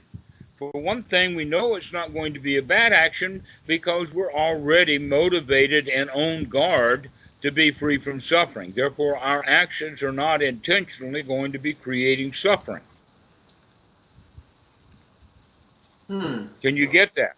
You can have a kind of lifestyle that is free from doing bad actions if you're on guard to make sure that you're not going to do that, at least right now. I mean, if you had the choice, here's an example. Your daughter comes in crying into the bedroom. Okay. She's a little old for this, but you might have remembered it one time. She comes in crying, and Mommy don't love me. All right. Now that she's a teenager, it's going to be a more sophisticated version of Mommy don't love me, but you know what? All right. How are you going to react to that? Some daddies are going to be angry. Well, my first words would be, well, that's not true. You're going to be disagreeable. That's a good place to start. Great. I can't win. Right. But the point that I'm making is that you do have choices about what to do when daughter comes in confronting you with her suffering. But Okay. most daddies don't have a choice. They're going to react out of whatever old habit they had reacted the last time she did that. Okay. All right. But now you being wise to suffering, your actions with her are going to be such that you're not going to continue creating suffering for her. Okay. Now we're beginning to see, yes, because it always is in this moment. It's got nothing to do with can you do this forever? With all the hundreds of bazillions of actions you're going to have in the future sometime, will all of them? We're not worried about that. We're worried about at that particular moment when the daughter comes in with her stuff, can you manage yourself right then in that point of time to not add to her suffering? So then, for the sake of an example, would you say that to respond with something along the lines of, well, why would you think that would fit in the category of what you're describing here, something that does not have bad actions? Well, Bad quizzing anybody when they're in bad feelings is not going to work. You're going to just get her confused at best. What we need to do is to present her with a different feeling system. Okay. All right. And you can start off with something like, wow, I'm really glad you came to talk to me about it. Okay. Okay. Okay. And so basically, this is the time to, we've talked about, maybe I don't know with you, about the Brahma Viharas with the idea of metta, karuna, mudita, upekkha. We talked about it once quite some time Right. ago. All right. This is the level where we're talking about is sympathetic joy. The humans have a method of communication that is nonverbal that can be thought of as sympathetic joy or sympathetic vibrations. Just runs through the atmosphere the same way that you can take the damper off a piano, put the pedal down, then play a trumpet.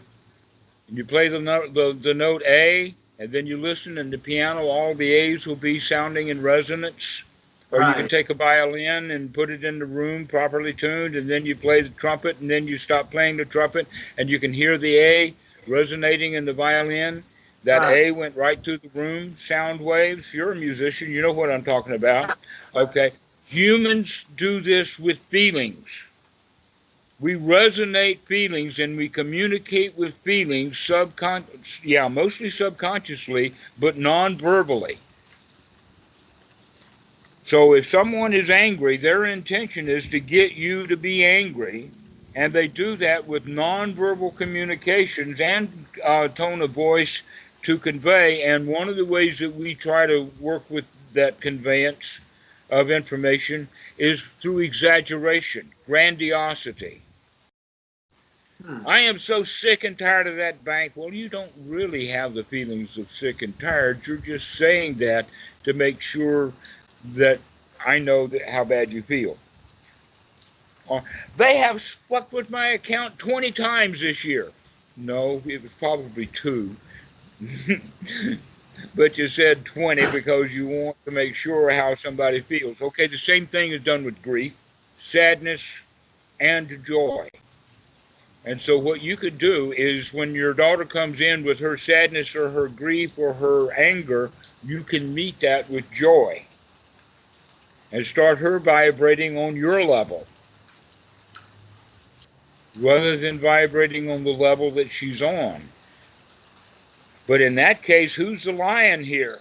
Who's the one in charge? Who's got his brain working properly? No, now we're getting okay. So now we're doing things that have benefit in this moment and is not causing more suffering. So that takes half of the equation. Now let's look at the other side. Go ahead and write that down. I'll be right back. Okay. 30 seconds. No problem.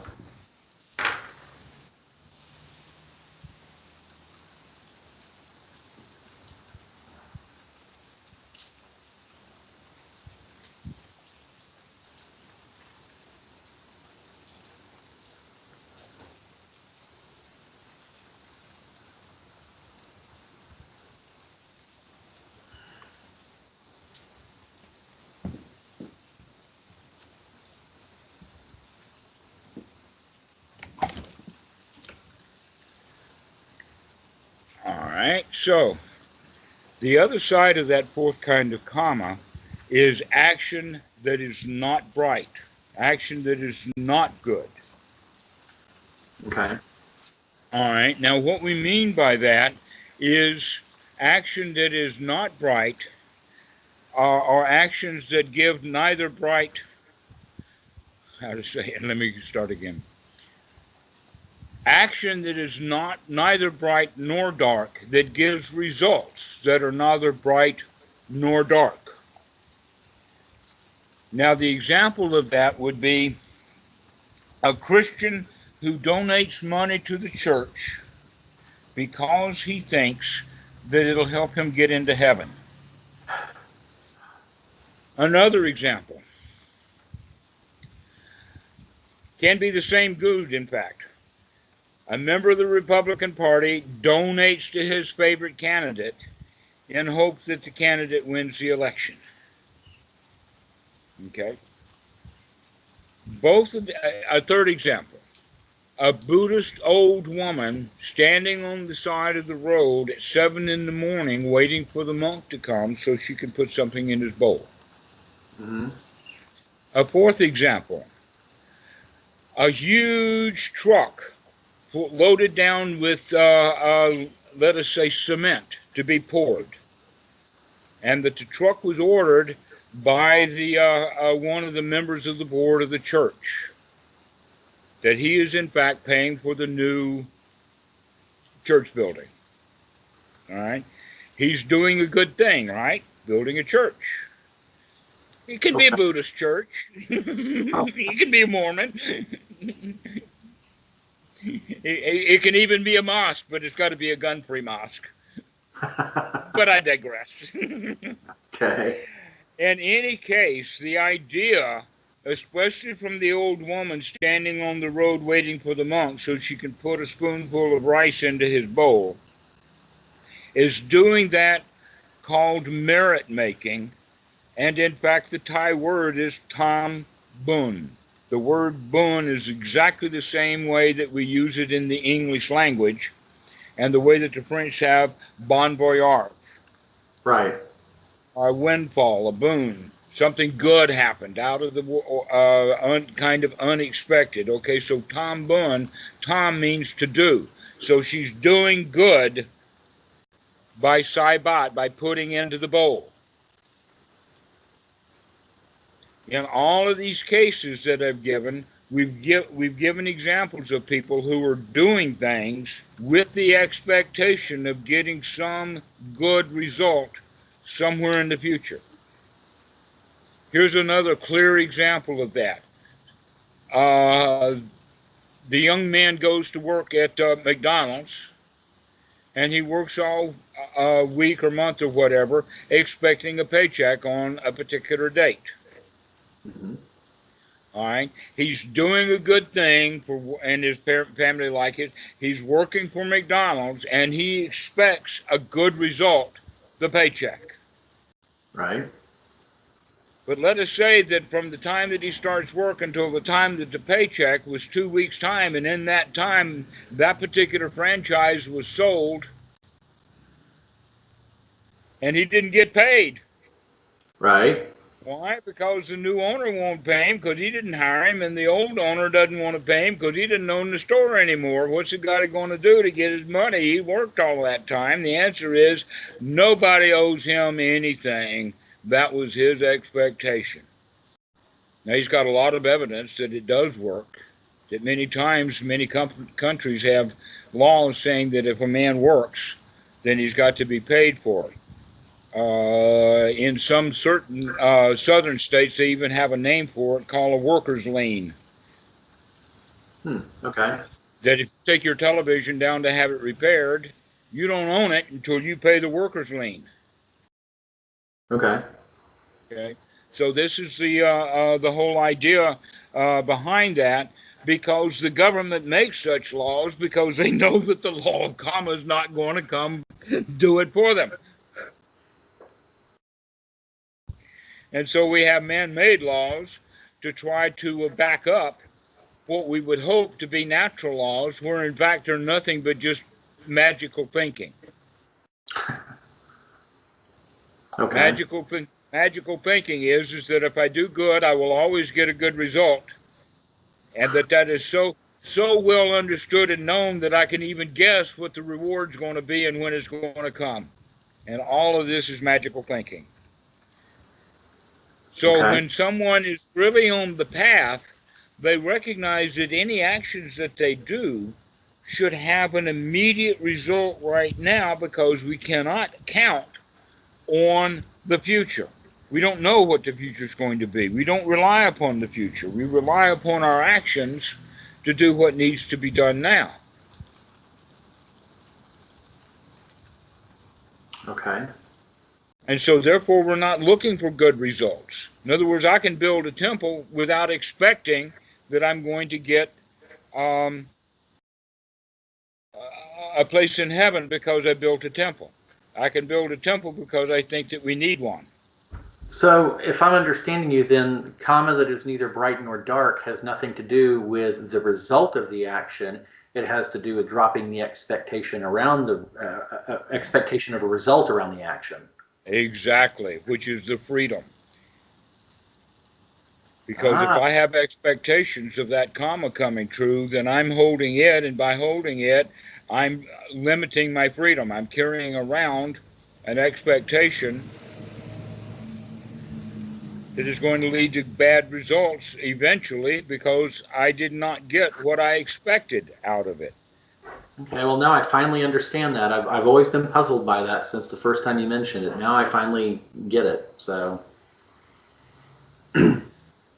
So the Buddha does talk about karma. There are good actions that give good results, but that it's not up to us to figure out what those are.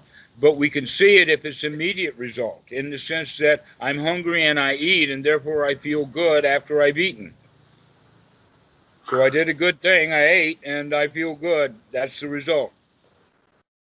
wow, okay, that's interesting, because I just recently heard, I forget who it was, somebody was talking about Ajahn Chah, and they mentioned him talking about this subject, and he said that the person misunderstood it. He said, it's not about a result at some later point in time.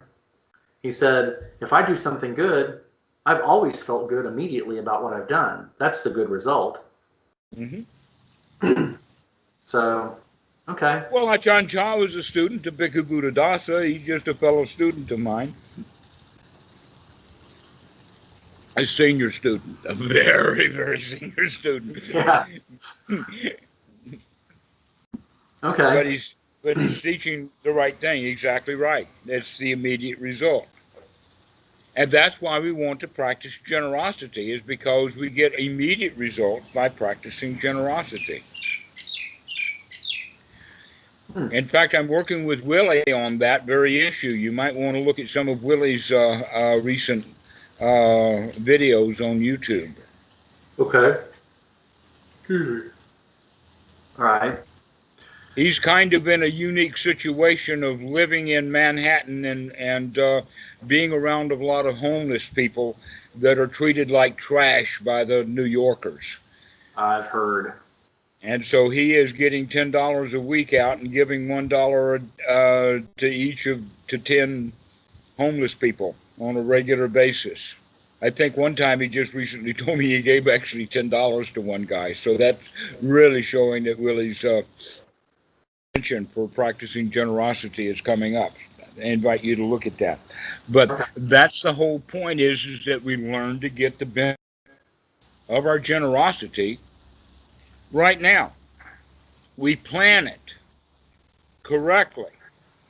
One of the ways of doing that would be like that cement truck that I just mentioned. Plan it so that it arrives when everybody's there to see it. Don't want to have it arrive in the middle of the night. Well, you know, I'm a little confused, because on one hand, I understand everything we've just talked about, but at the same time, there's a side to merit and merit making that's always seemed a little bit self-serving. And that aspect, so let's own that. Let's own that. Okay, so in Christianity, they have the idea from Jesus. And this happened in the time where rich people would go to the temple to make their offering in a parade, similar to the way that they did funerals at the same time, and by hiring extra mourners, women to cry. Okay, so in the time of Jesus, the people came to donate to the temple at the right time in an entourage that was like that. Hire a lot of people and do a lot of big stuff, to make a big presentation. And that gave Jesus the idea that people should pray in private, Okay. rather than making an ostentatious display of it. All right. Now, the real issue, though, is that if you're trying to do double duty, making an ostentatious display of the wealth and getting the benefit of it right then, and thinking that God's going to reward you later, that's what Jesus was talking about. All right, of getting double duty out of it, of getting the benefit in this moment, and then after you're dead, then you're going to get an extra floorboard or an extra tower on your mansion or something. Okay. So here's where the problem I see, and I think the solution lies, is that whether it's the woman putting the rice in the bowl or the guy arranging to have the concrete truck at the right time, there's this expectation about what the result is going to be. It seems like if we're going to be generous, that we're going to be generous, but without any expectation. All expectation is set aside. Am I mistaken? No, you're correct, except that by the time someone is truly in that position, they're no longer practicing generosity. They are, no, how would you say it? They're playing with it. Playing. In other words, playing, right. Remember I told you one time about practice, performance, and play? All right. If we're practicing generosity, the practice itself, like even the practice of anapanasati, is to get that benefit right here, right now.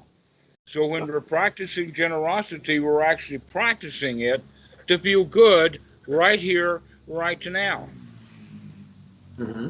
Now, the woman who is there standing, she need to do no more than to feel good about feeding the monk right then and there. Now, the monk is obviously going to acknowledge that. He may not wink or tip his hat, he's not wearing one, or do any of the other stuff. But the fact that he came walking, stopped, turned to her, presented his bowl, means that now is time for this ceremony. The question is, are the two of you going to get the proper benefit out of this right now?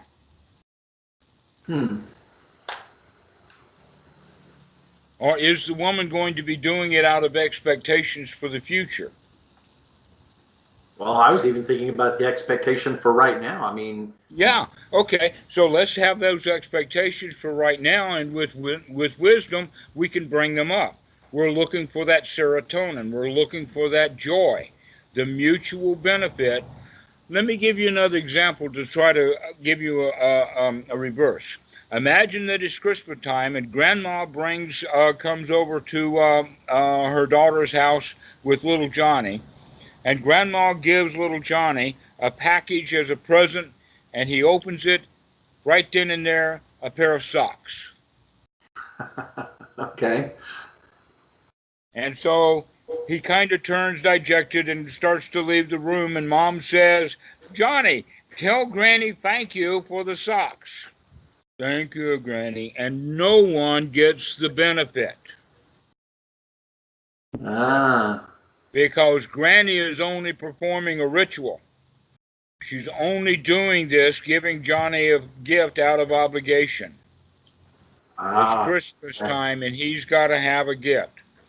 If Granny really wanted to do something, she should have gone over to her daughter and says, "What's Johnny want? the kind of thing that he would really be surprised. And Mom says, well, he really has been thinking about a pony. And Granny says, all right, a pony, that's it. Okay? And so on Christmas, he gets a pony, and now he's really happy, overjoyed. And he remembers for years that Granny gave him a pony for Christmas. Okay? That's what I'm getting at. There's a difference in the attitude of the giver that has the quality of whether this is going to be an excellent transaction where everyone is satisfied and everyone gains joy, or is it going to be an empty ritual? Okay. And for a lot of monks and a lot of old ladies standing on the street corner, they're doing an empty ritual because they expect the payoff to be sometime in the future. I see.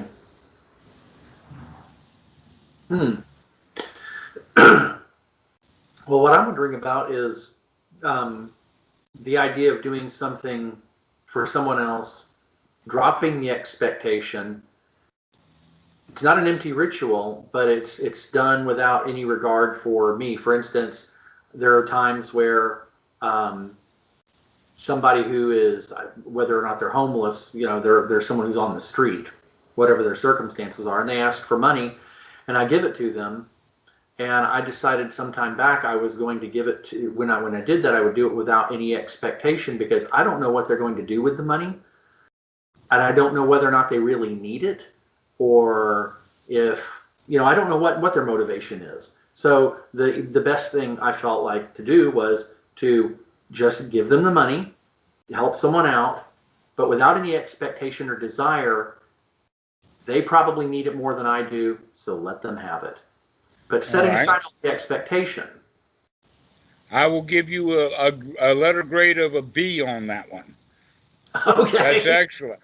All right. Let's raise the score just a little bit, because what you need to give beside the dollar is your joy.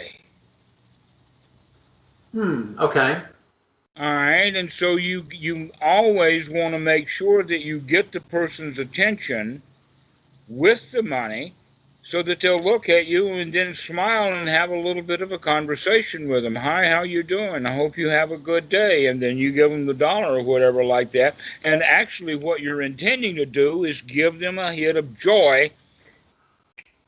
I get it. So it doesn't have to be about my getting any joy out of it, as long as they're getting some joy out of it. That's right. Spreading the joy. Okay, that I can understand.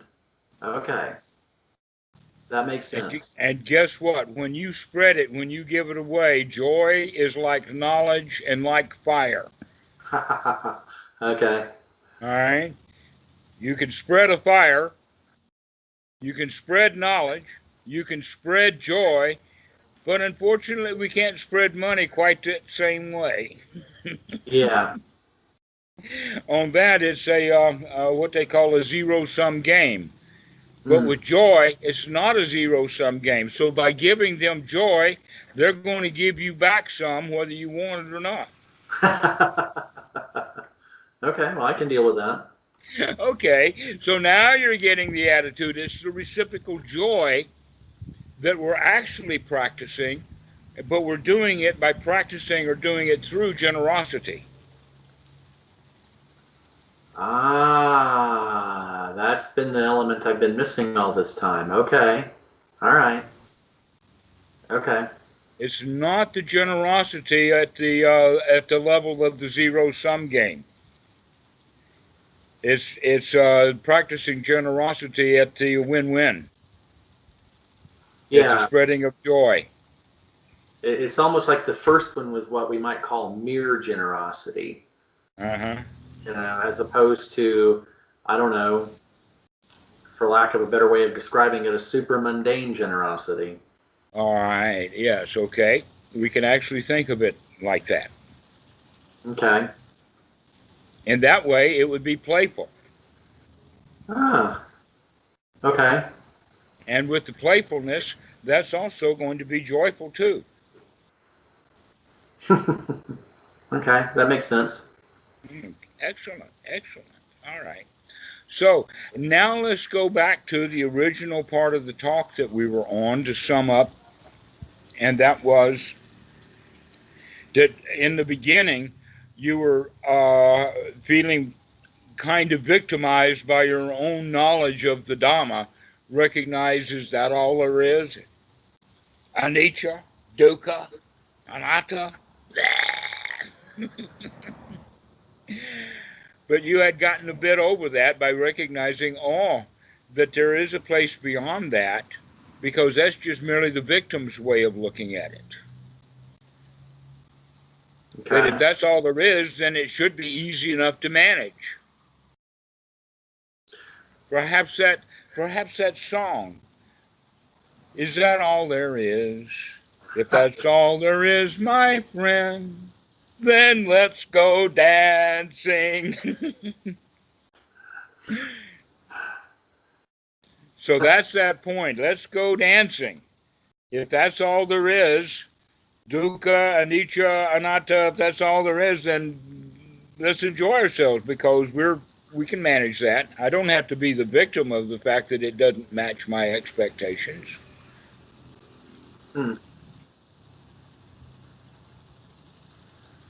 Well, it wasn't even really a matter of, is that all? I think, I could be wrong, but I didn't feel like it was a matter of, is that all there is? It was more a case of, I thought there had been something, but now I'm having to face the fact that, no, in fact, there really is not the substance and meaning to things that I had been projecting onto it. Okay. Well, I'm using it maybe a little bit differently, but you can see that we were looking for this, and it's not there. This is all there is. Yeah, I felt like I had the carpet pulled out from underneath me. Exactly. So let's enjoy the free float before the fall. Let's enjoy it quickly.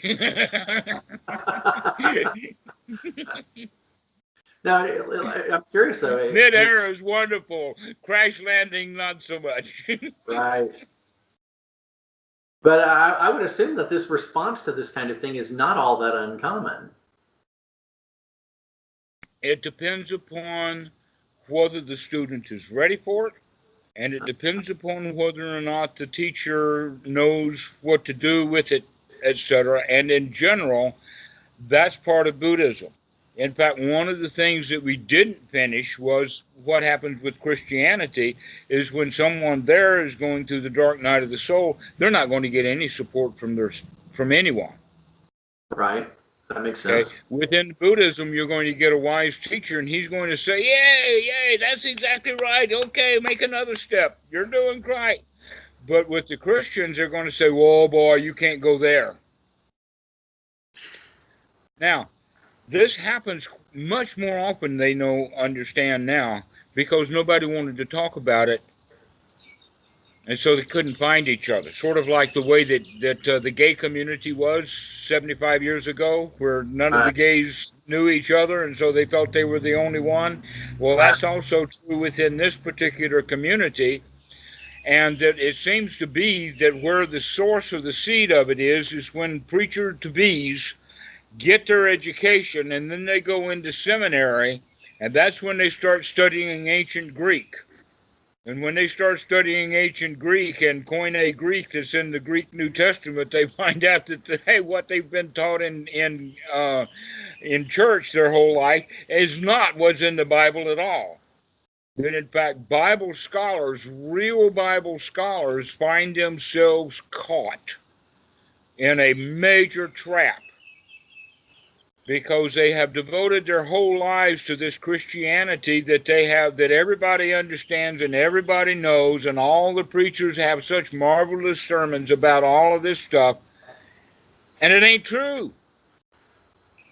It doesn't even match their own suit or their own scriptures in Greek. They go back to the Greek and they find out it's not true at all. Okay, so what's he going to do when he figures out it's not true? He cannot become open. He cannot find anybody else who feels that way. He's got to continue doing his job. If he's a university professor teaching in seminary, he cannot teach his students correctly. If he tells them the truth, then he's giving them the same poison that he took. Hmm. And that is a disbeliever in charge of the believers. And whether he's a preacher or a university professor, if he comes clean, he's going to lose his job, he's going to lose his house, he's going to lose his wife, he may lose his entire family, he's going to lose every friend he had. Why? Because he's been living in the Christian community and now he's figured out that everything that they have been taught and everything they believe is wrong.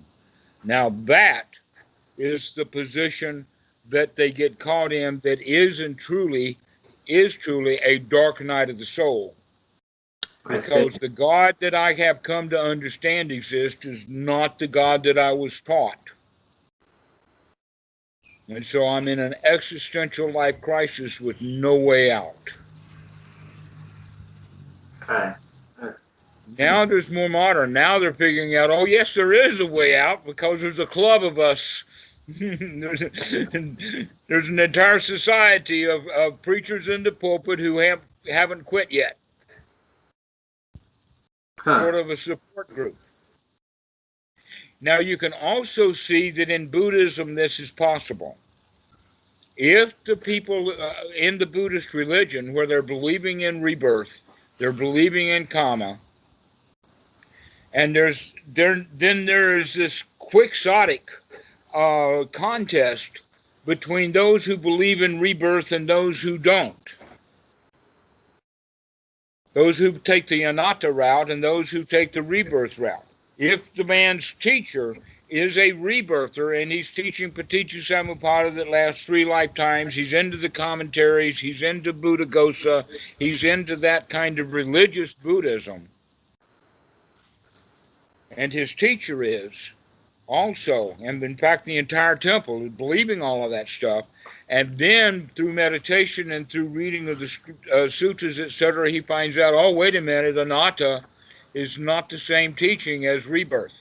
There is nothing to be reborn, that death is sweet, it's the end, it's peace. It is not, let us say, the introduction to the next life.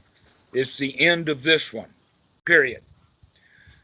If he goes to his teacher and explains what he's found out, he may in fact have the same trouble with that preacher or that Buddhist teacher teaching rebirth, then because it's the same situation as the guys find in Christianity, that the church itself is creating the situation and conditions that cause the dark night of the soul, not what the student himself figured out. It's the environment that he's in. Okay. So, if you come to understand personality view, like the Kung Fu Panda did, that hey, I am not what I thought I was, then we can say so with the Yippee-ki-yo-ki-yay. This is freedom. I am free from all of the delusions and ignorance that I had about who I was. I am not what I thought I was. Well, I would say I'm standing at the edge of that. There have been some. And I know I can see you standing there, so that's why I keep kicking you in the ass. Well, what I mean by that is the edge. it's not a matter of lack of willingness or having willingness. It has nothing to do with willingness or not. It's that's just how much I've seen so far. It's what I would call little eye insight that have kind of opened the door.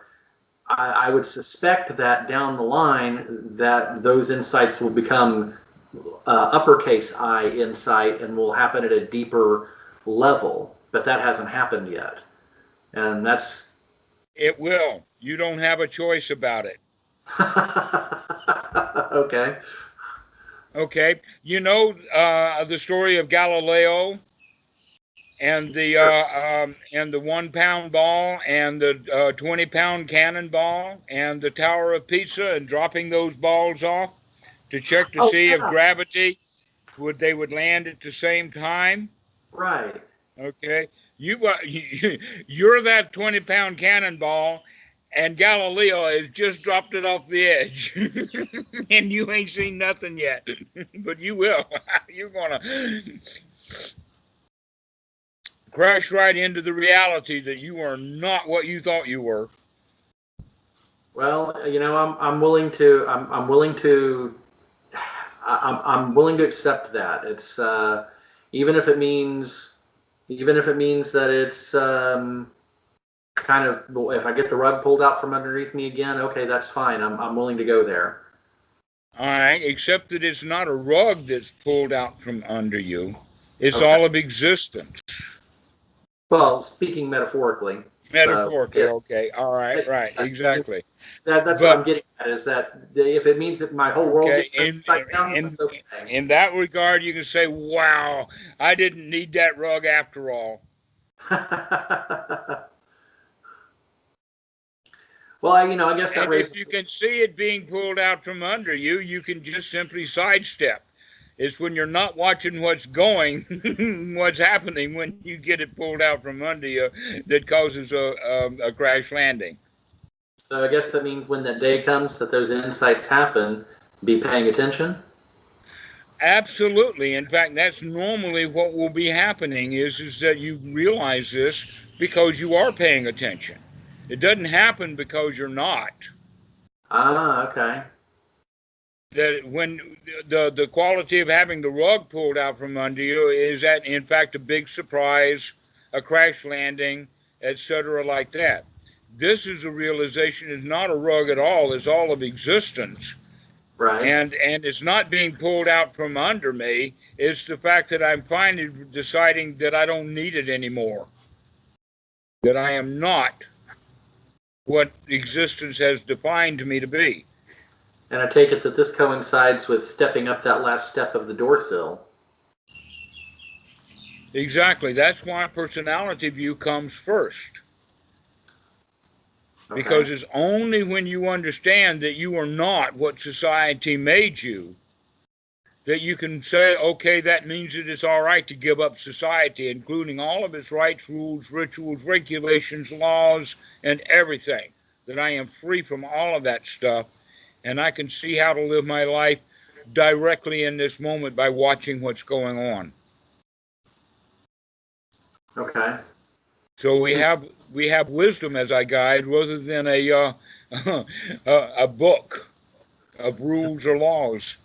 I love it when these guys are on TV advertise. Oh, you give me a $10 donation and I'll send you a copy of the Constitution. Like they're going to be healthy and happy if they have a copy of the Constitution. Right.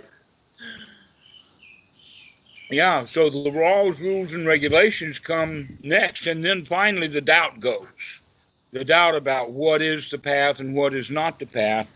But in all cases, that personality view comes first. We have to recognize that I am not what society has defined for me, and it's my job to define who I am right now. And I choose lion. Roar. Well, it sounds to me more like it's a matter of not defining ourselves at all. It sounds like just setting all of that aside. Well, maybe. Um, when there are no thoughts, you can set all thoughts aside. But if you've got to choose between not okay and okay, then the choice is going to be okay, Right. Okay. That as makes opposed sense. to being a victim. Right. Okay. The other way of saying, am I going to operate out of the old programming, or am I going to be here now? Am I going to operate out of child position and being a victim, or am I going to be an adult? Am I going to let this thing operate on automatic pilot, or am I going to step up to the plate and control the damn thing myself? Hmm. This is what we mean by the lion, by the winner, taking responsibility for your life. 100% responsible. Can't blame anybody for anything.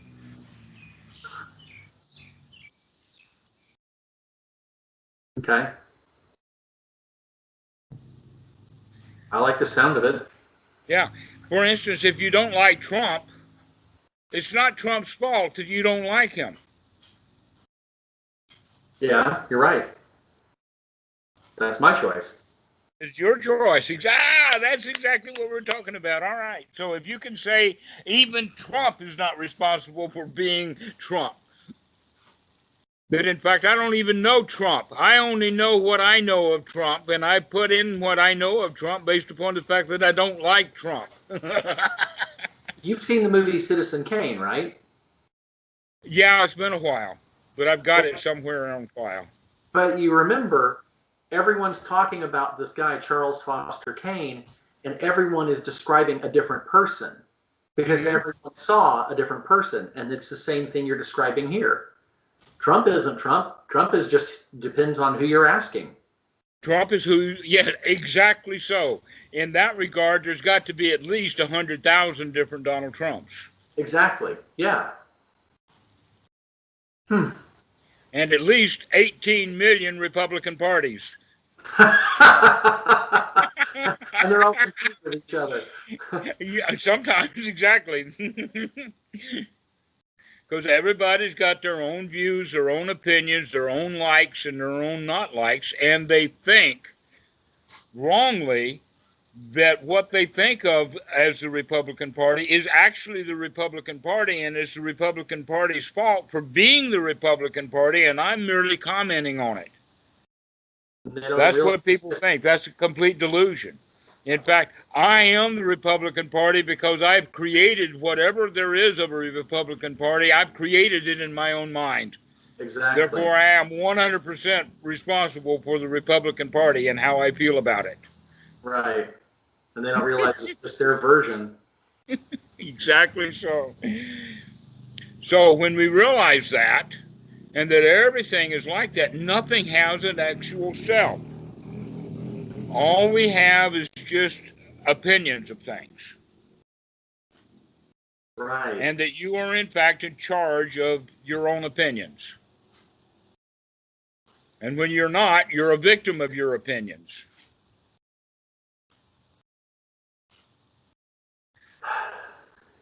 Boy, you really have to stay on top of it.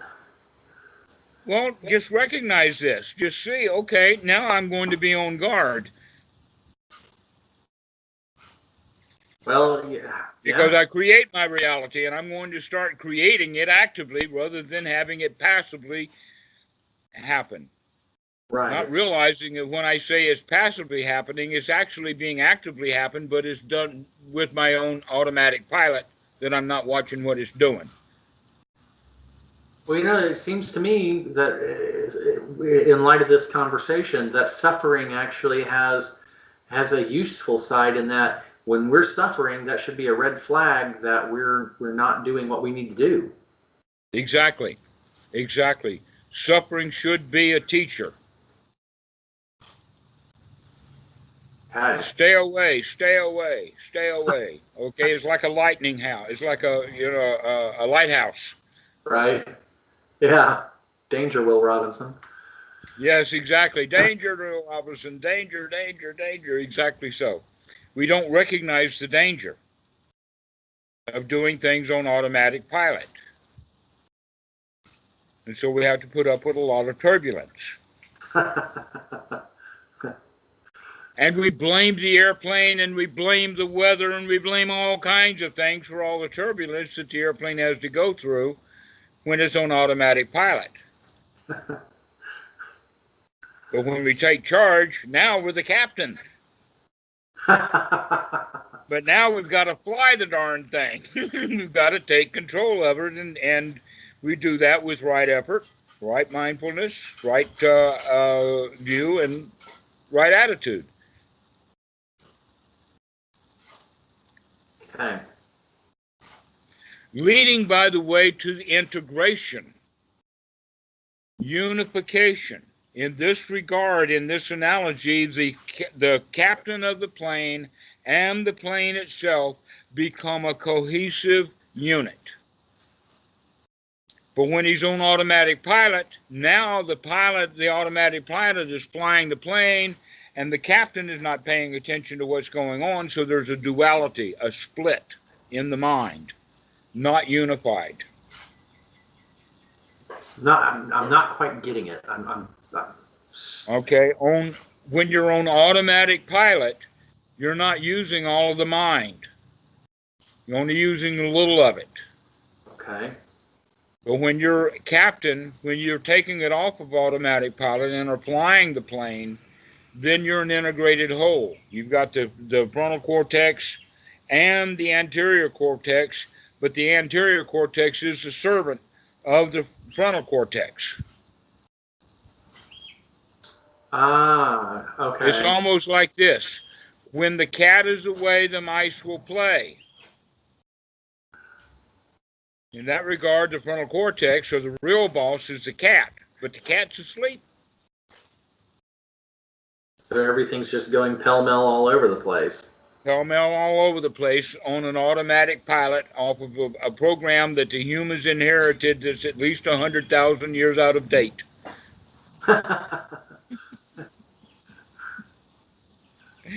And the only way to get up to date is by be here now.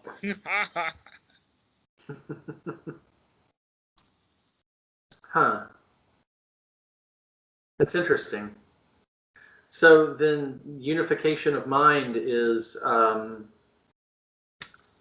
don't know, I've heard a lot of things said about it, and according Mostly to... from me, it's not a normal term that's used in Buddhism. Well, there's one other person, Chuladasa talks about it a lot in his talks in his book. He's you and he both are the two sources of where I've heard about unification of mind, and he makes a pretty big deal out of it. And I'm just kind of wondering, I mean, is it really that big a deal? It is. Here's the big deal, and that is that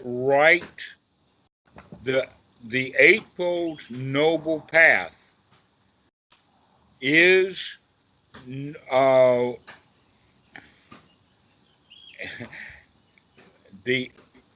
unification of mind. Unification of mind is right noble concentration. In other words, staying focused on what is the right noble mindset to have. And that the prerequisite to this is the Eightfold Noble Path. In other words, right view, right effort, right mindfulness, right attitude, along with right action, livelihood, and speech, are all the predecessors to unification of mind. They're prerequisites, they're requirements for unification of mind. Now, this unification of mind, we can talk about it in several ways. One of them is the unification of the frontal cortex and the anterior cortex. We've already talked about that. Another way of unification of mind is a mind that's completely free from doubt. Why? Because if the mind has any doubt at all, it goes there, I'm not sure, etc. Not rock solid. It's movable. All right. Has an internal inconsistency that eventually shows up as restlessness, boredom, inability to stay focused, etc. like that. So it's a destruction of the unification of mind. But when we have right view, right mindfulness, right effort, right intention, in gear, working together, then the mind becomes unified. Another example, lying. If I lie to somebody or if I lie to myself, that's not unification of mind. I'm split between the lie and the truth. Right. Okay, so dishonesty, doubt,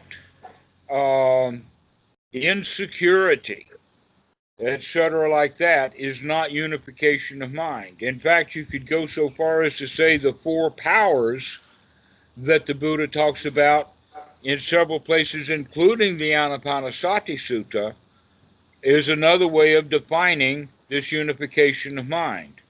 The word in Pali is iddhipada, Mm-hmm. and that it's the same word that's in Sanskrit, or the siddhis, which are normally thought of as magical powers. Right. Okay, you've heard about that, all right? But iddhipada is real, not magical. What is real? the power of feeling successful, the power of being satisfied, the power of feeling safe, the power of feeling secure, the power of feeling satiated or completely full up, satisfied. That's what I mean by satisfied. Really, really satisfied. It's like going out, having a wonderful buffet by the best chef in town, and on the way home with one of your companions, they say, let's stop at Burger King. And you say, no, thank you. I've had enough. I'm full. I don't want anything more to eat. I've had enough. I'm full. All right. That's what we mean by satiated or satisfied. Contented. These are the qualities of the unification of mind. And so that means that we should be practicing these things with every breath. That's why when you recognize the mind has wandered away, you don't want to say, oh, the mind has wandered away again. This meditation is so hard. Oh, am I doing it right? Did I get good instructions? Maybe I should go read Chuladasa again because this stuff is so hard. You can hear that mindset. Loser. Victim. But the right way to practice is with the power. Aha, I caught you. There you go, wandering mind. Come back here and pay attention to what's going on. Anterior cortex, stand at attention. Well, what about when the mind wanders away? What about, I'm so glad I noticed that. Yes, exactly. I'm so glad that I noticed. Okay. Exactly. That's what I've been trying to train myself to do. I'm so glad that I noticed that one. Okay. I saw a movie one time, and it was a movie set, and I recognized that. It was one of the old movies out in the 1950s, and here you have it's actually a portrayal of something in the ancient times, and you have someone standing on a platform with guards, and you have somebody in the audience giving him what for about it. And so the guy standing on the stage, he grabs the spear from one of the guards, throws it at this guy, and the guy stands there and lets himself get hit right in the chest with that spear, because that's what's supposed to happen in the movie. Now, spears are actually, even if they're in the air, they go pretty slow. They are not bullet speed. Right.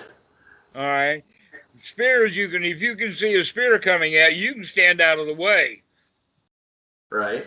All right. And so in this regard, you can say, wow, I'm glad I missed that one. I'm glad I saw that one coming. Okay. All right. So you start watching for these spears because you can see them in the air before they hit you. You just have to be paying attention.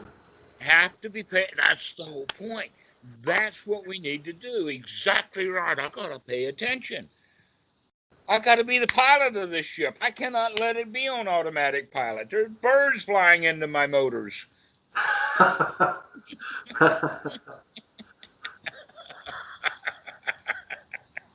Or something. Close enough. Close enough. So that's the whole idea then, is instead of saying, oh, there's so much work to do, because that's still looking at it in the future. You don't have to pay attention in the future. You may not have a future if you don't pay attention right now. Good point. Good point. Okay. So that's what it's all about. Be here now. Pay attention to what you're feeling, because if you're paying attention to what you're feeling, you have a chance to do something about it rather than letting it go on automatic pilot. Okay.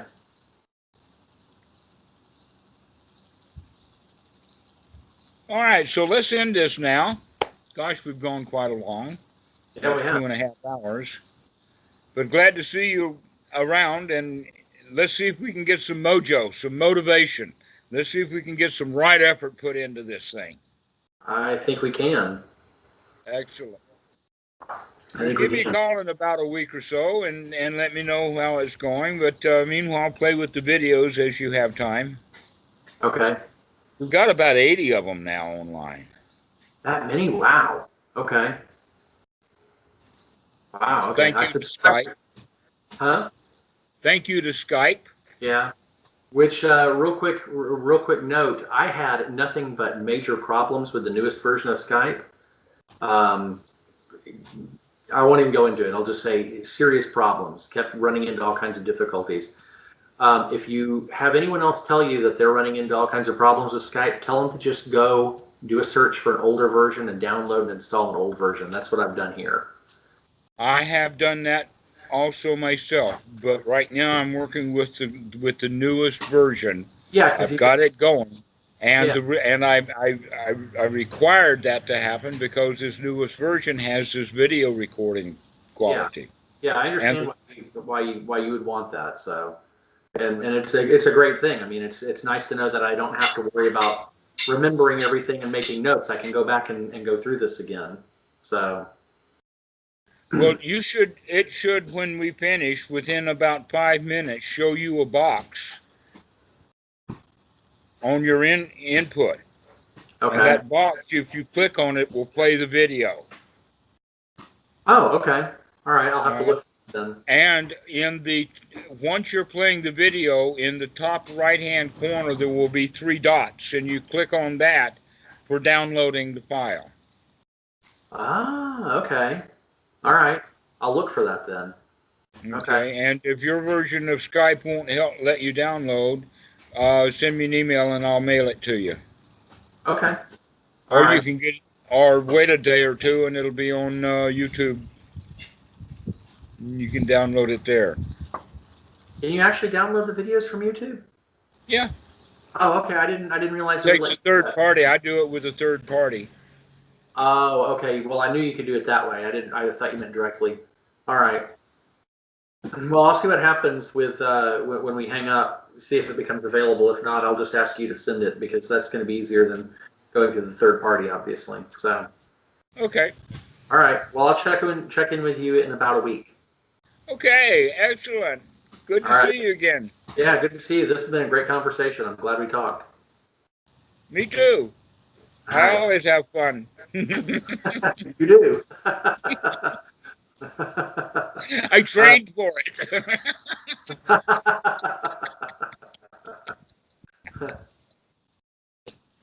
Yes, happiness is a skill to be developed. I see. That's more clear now than it has been before. Excellent. All right. All right. See you. Talk to you soon.